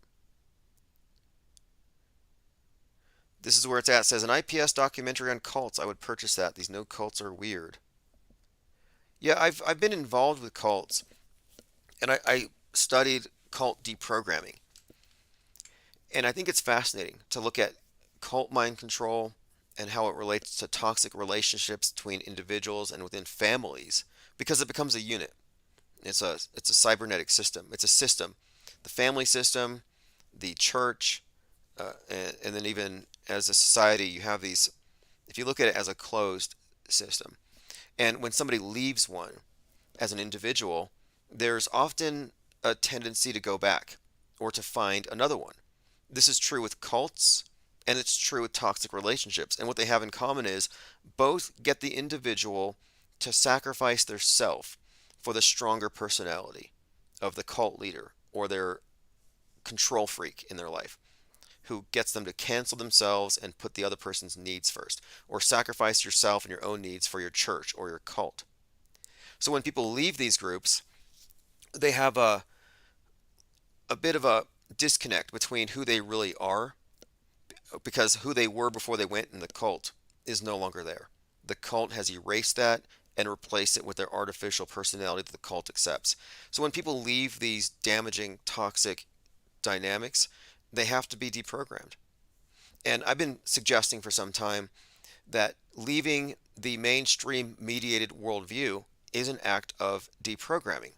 In fact, if you go to ips.monster, I have a link there to some of the books. And one of the books it's on Amazon. It's called World Stage Deprogramming Guide. And I wrote that specifically thinking of this as you're having to break free from a cult mindset. So what you have to do is you have to put yourself on top of this, on top of the list of trusted sources. For most people, the screen has deposed the self. You're taught from very early on that your perceptions don't matter if they don't align with the screen. Screen comes first. Screen is authority. Cult is authority. Control freak is authority. You see, you're giving away your power. But when you exit the media, you have to put yourself first. You have to put the I, back. You have to recognize I am the final arbiter of what I believe, and it's going to be based on evidence. So it's a way of, again, asserting the self over the collective. To join the collective, you have to sacrifice the self. We lived through this in 2020. You're selfish if you don't want to cover your face, which your face is your individuality. You have to efface that in order to become one with the hive. Tominoid says, oh, the universe is flat. Yeah, the universe is flat. Galaxies are flat. The solar system is flat. Most people who believe in the solar system don't know what they believe in. And this is what Harman said, that they don't care. Ask any heliocentrist, hey, what is the shape of the solar system? And they will generally imagine it to be a bunch of balls floating around the light like a big atom or something. But when you tell them, no, it's flat. Why do you think we have an ecliptic plane?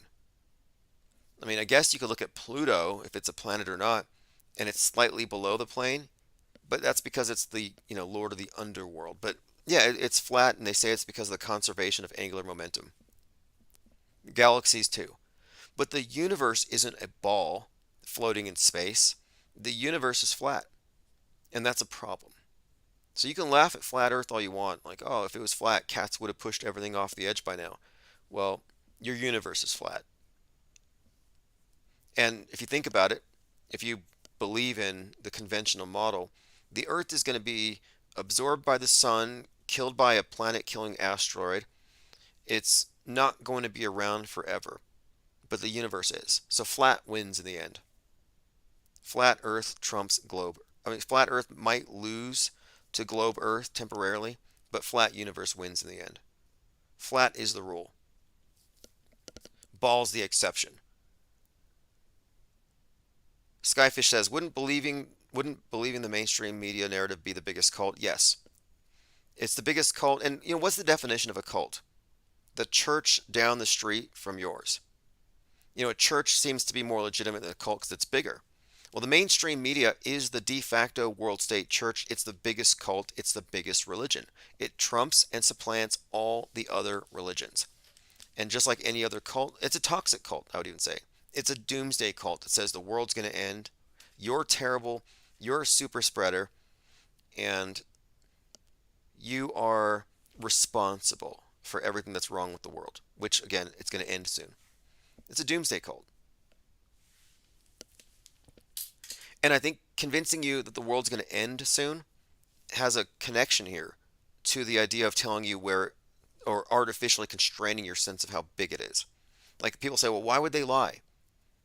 They're not lying simply to control your minds and prevent you from going with religion and to make you believe in science. That's what most flat earth debaters will say. Oh, they're lying to hide God, which makes zero sense to me. No, the lying is for greed and control, if anything. They're probably hiding more land and more resources. But the idea of constraining how much world there is, oh, the world ends right here, puts you in a closed system, puts you in the Truman Show where you can be controlled. Similarly, telling you that the world's going to end next year also shrinks your world. They shrink it with space, they shrink it with time. There's no infinity in this picture. It's all finitude. World ends here, time ends here. They take away your concept of forever and plug you into the now, which they control. You're not allowed to suspend judgment because you have to believe it right now. What are you waiting for? Believe, believe, cry, donate to GoFundMe. Cry for the fake dead kids. It's like, no, I'm going to wait until somebody shows me an autopsy so I know I'm crying for a real person. And so far, no one has provided any evidence of any real victims. This is where it's at. It says, how long has AI been writing the news? Now, AI can only grab from whatever's fed into it. So from the very beginning, you could say that our news has been artificial because the pool of information that is allowed to be put into the news is similarly limited. So the people writing the news may as well have been AI. But there was a recent story about how, I think it was ESPN, didn't have any real writers. They've been using AI to write up their game previews. They use AI and it's infuriated their staffs. But not only that, they have fake writers. So they've actually got fake people. Sports Illustrated alleged AI articles complete with fake writer headshots shock industry. Yep. For decades, as the glossy standard bearer of sports journalism enjoyed by millions of readers, Sports Illustrated served high-quality writing, stunning photographs. But this week, it was the center of another storm when they were accused of publishing stories generated by artificial intelligence under bylines and headlines of writers who themselves have been fabricated. Yep, fake writers, fake stories. Look how easily, though, the people who work in media are replaceable. The legacy media.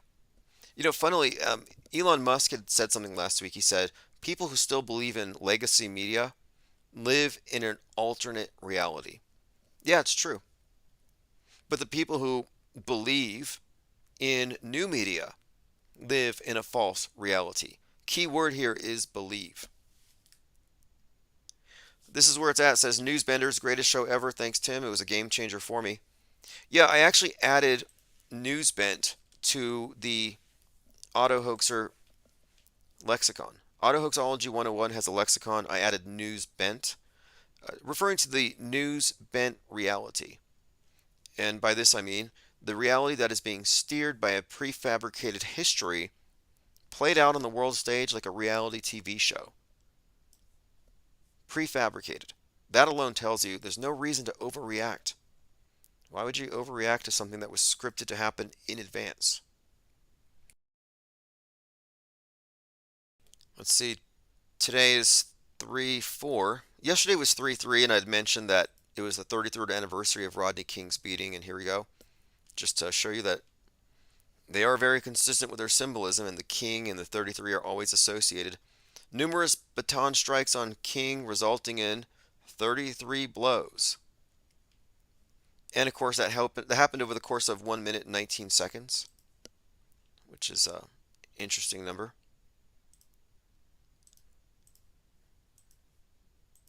All has to do with the fall of the Tower of Babel, and that's America, Babylon.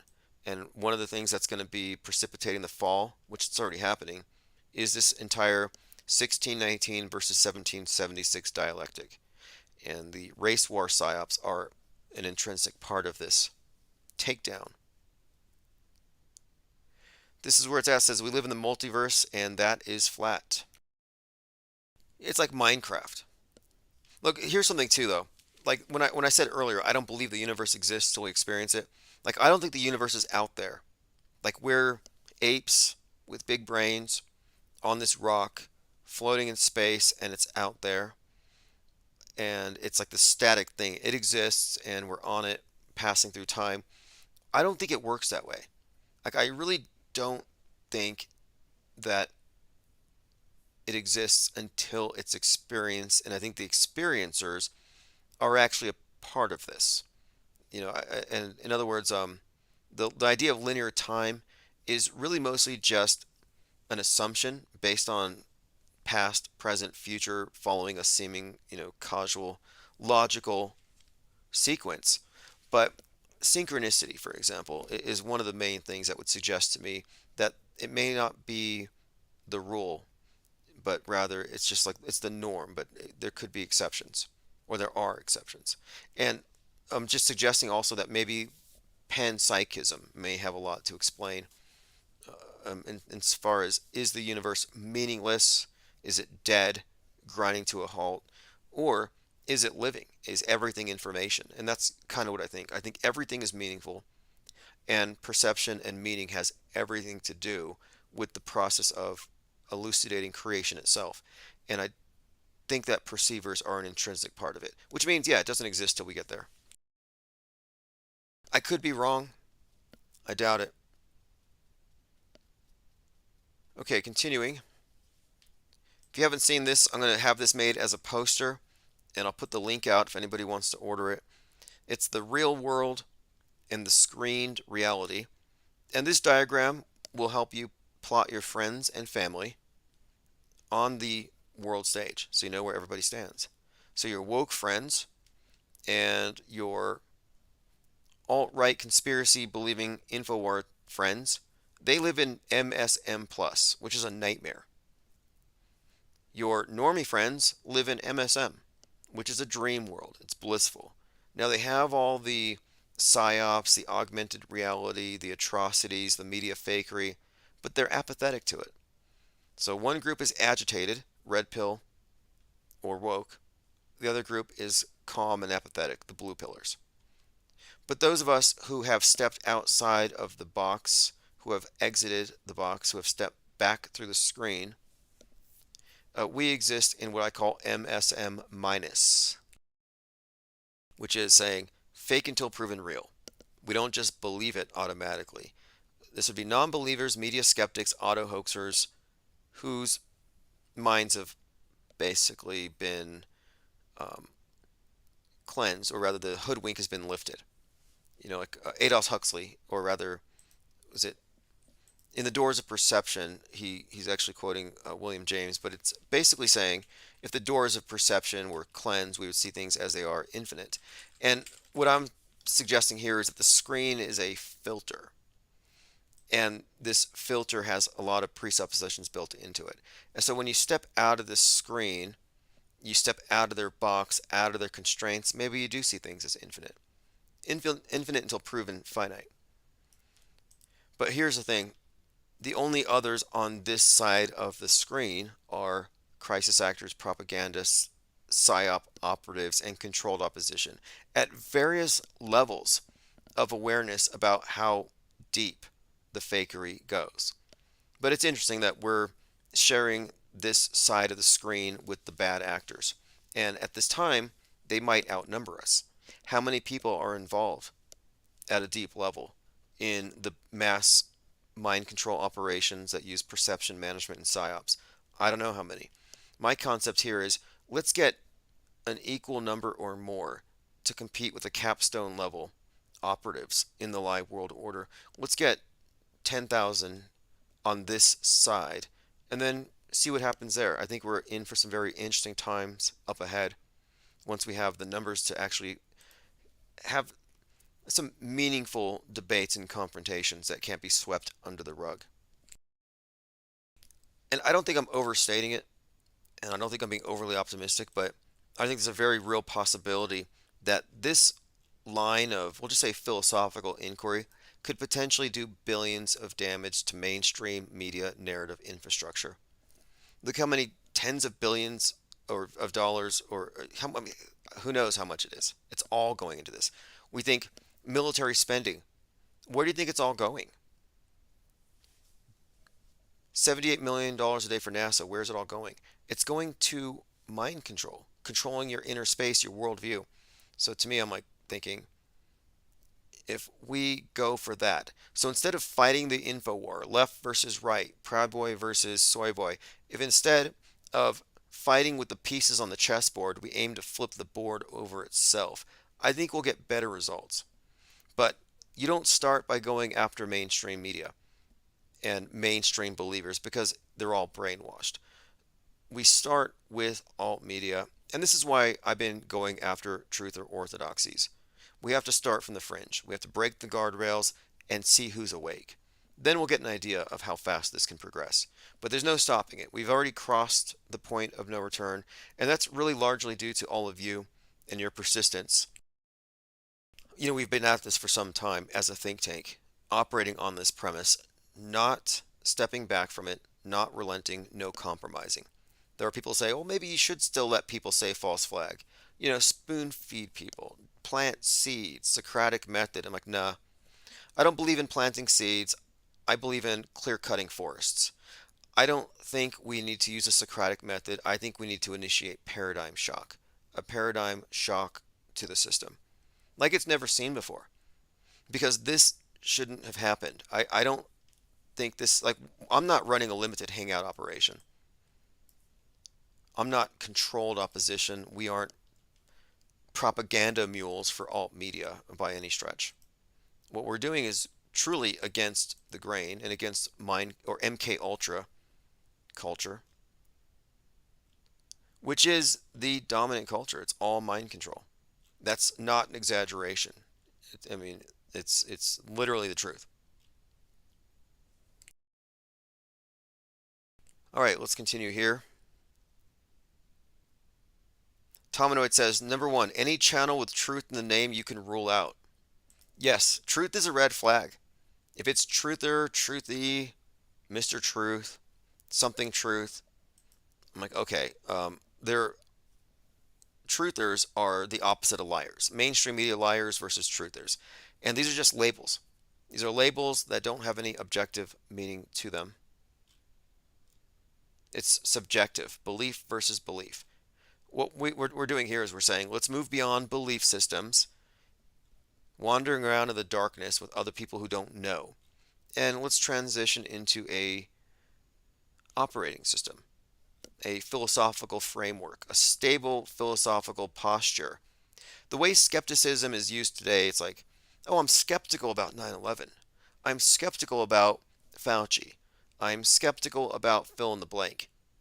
But that's not good enough, and that's not real skepticism because they automatically accepted the premise established by the mainstream, by the media, before they became skeptical about certain details. So it's selective skepticism. And when people play devil's advocate or they're skeptical of you because you're questioning the news, like, oh, you're questioning the news, you got a tinfoil hat. I'm like, well, no, you're actually being skeptical of the skeptic without having been skeptical of the things that you've accepted without any skepticism. And again, there is no internal skepticism within the alt media or mainstream media world. It's the sea of irrelevance that we have been prepared for by Huxley's works. Skepticism light, says Duas Impera. Yeah, exactly. Exactly. They're only skeptical about certain things and only about their side. So when Pope Elon said, I can't believe some people believe the news, or he said more recently, people who believe legacy media exist in an alt reality. It's like, yeah, that's true, but it's only half true. Alt media is another alt reality. And if you look at my poster here, the real world and the screen world, you'll see that alt media, which includes the woke stuff, is a subset of mainstream. It's not outside of mainstream. It builds on it. That's why I call it MSM plus. And if it's MSM plus, ironically, truthers are deeper into the mind control than the people who believe the lies.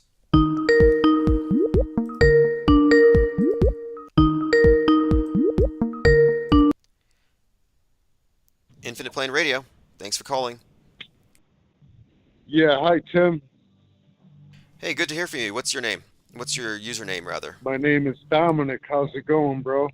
Okay, cool. Thanks for calling in. We have about 20 minutes here. I'm glad we got another caller in. What topic has piqued your interest? There's no topic. I just want to say hi. Thank you for doing what you're doing. You always have like low, nothing subscribers. I come in and out of the chat sometimes if I'm listening. Say hi, or, just say whatever. Very cool. How long have you been part of the IPS think tank?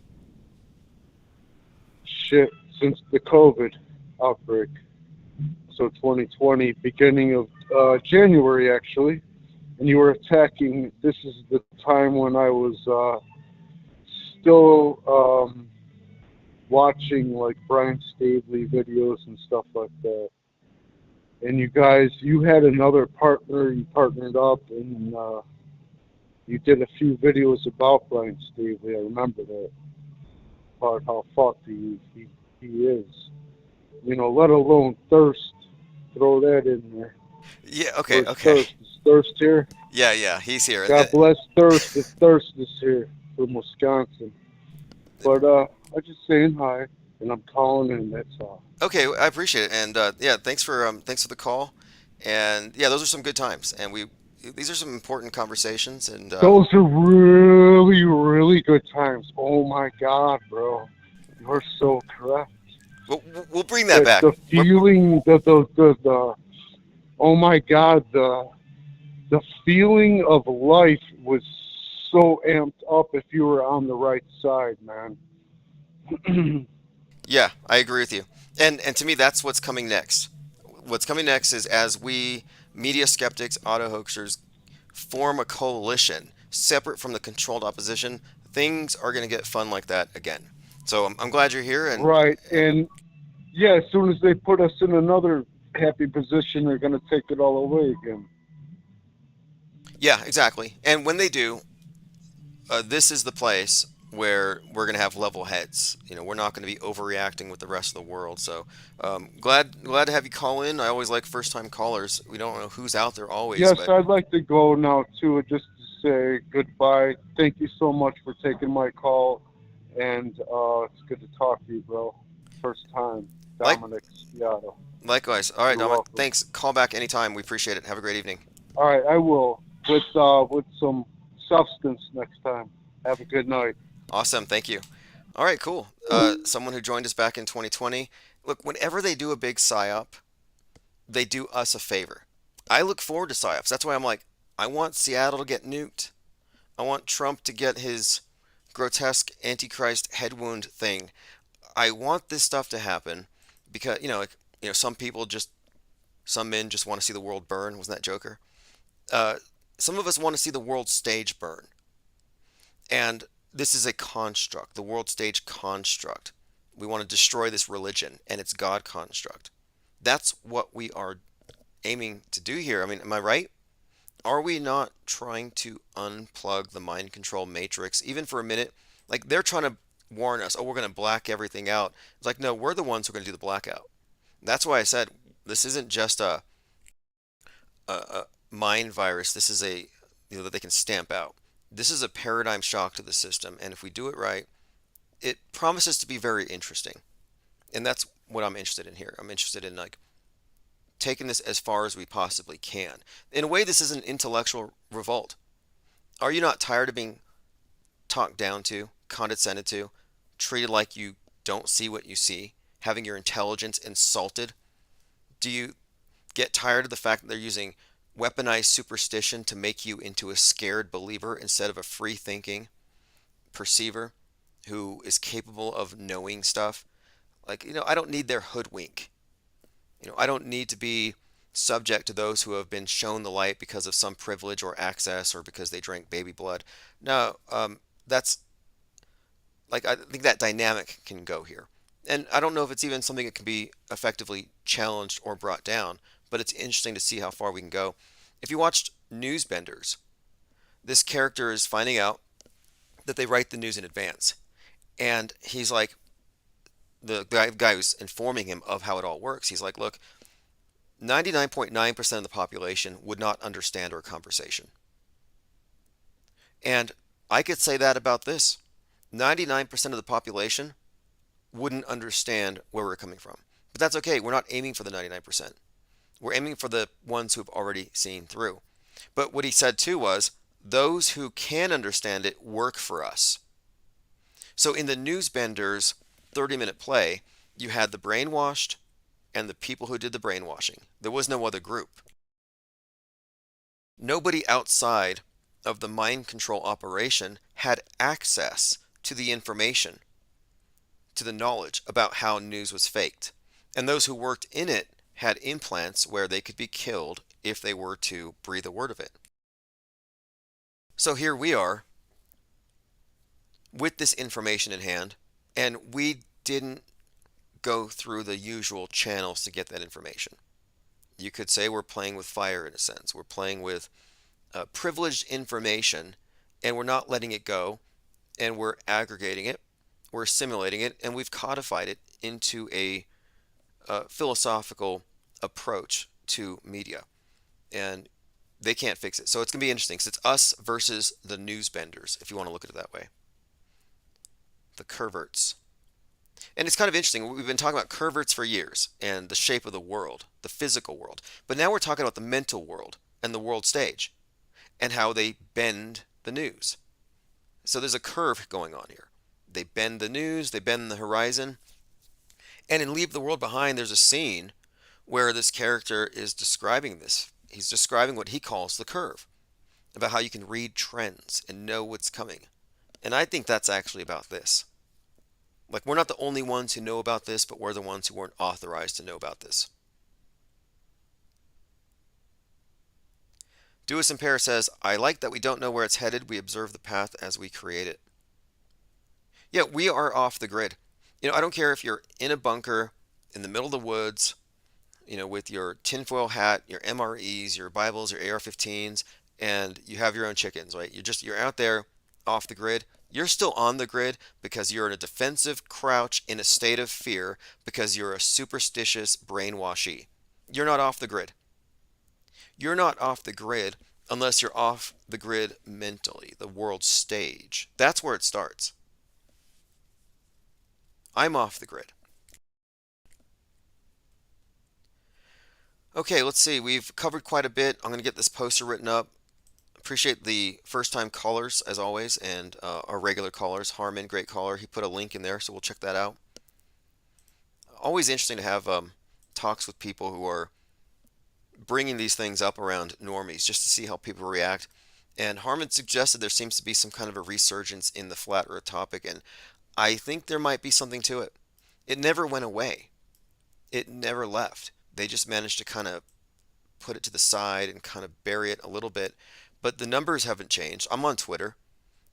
Japan Flat Earth is huge. I love all these various enclaves of flat Earth, and they're all just taking shots at the bad special effects, and they're laughing about it. They're not cowed by the attempts to be shamed out of seeing what you see. You know, Big Brother, he holds up his hand. He's like, how many fingers am I holding up? He's holding up 4, but you're supposed to say 5 or whatever. And I'm like, you're supposed to deny your senses. You're supposed to go with the screen. Well, the screen tells you you're on a big CGI ball, but your senses don't tell you this. They tell you it's flat and stationary. That's just a fact. Now you can say, well, my senses aren't adequate, so I'm going to go with this. Well, that's fine. But the thing you're going with on the screen is not a pure representation of the world. The screen can no longer be assumed to be a window to the world. You have to understand it's not a window, it's a filter. But the people who don't know it's a filter are the ones who get sucked into the world of belief. This is where it's asked, says, pray for Seattle in the name of Nipsey. Yeah, look, I'm waiting for the big psyops so that we can accelerate this. The more they throw at us, the better. We're immune to it. It's mind war inoculation. Everyone here is, for the most part, mind war inoculated. If the idea of Seattle getting nuked doesn't trigger you, or if me talking about it doesn't make you think, hey, that's cruel, we need to pray for the people of Seattle, pray for Chazistan. If you're understanding where I'm coming from, then you've been inoculated. You're not scared of the scariest thing in the world. You unplugged from that. And to me, that's progress. All right, this is Ball Earth Cult by Chief Crow. We'll be live tomorrow. Sign up for the newsletter to get the archives, and we'll continue this conversation. This is Chief Crow. I'll put a link below, Ball Earth Cult.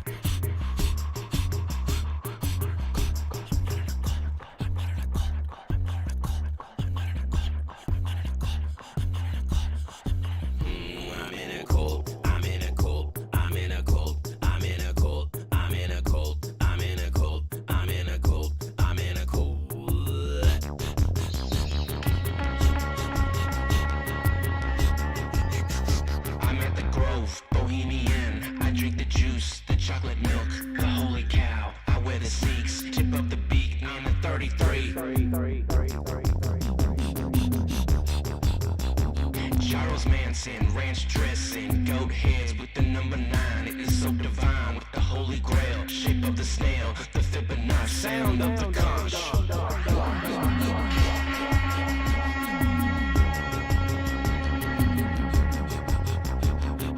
Third eye rainbow swastika in my pine cone like a dirt bike goes. Third eye rainbow swastika in my pine cone like a dirt bike goes.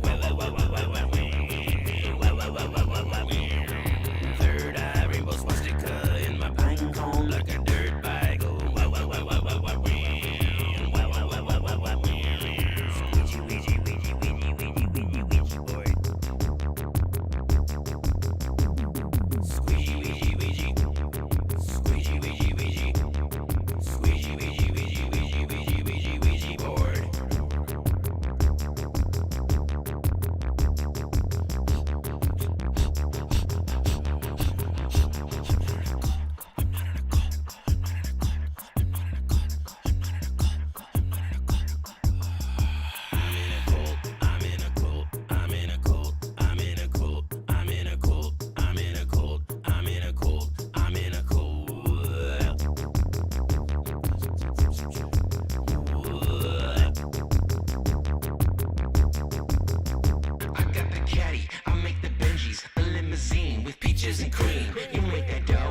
symbol show.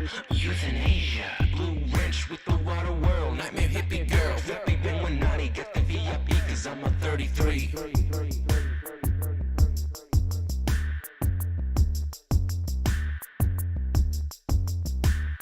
A bunch of important numbers. 3, A bunch of important numbers. 42, A bunch of important numbers. 481, A bunch of important numbers. 5, A bunch of important numbers. 0, A bunch of important numbers. 9, A bunch of important numbers. 23, A bunch of important numbers. 7, A bunch of important numbers. 11, A bunch of important numbers. 11,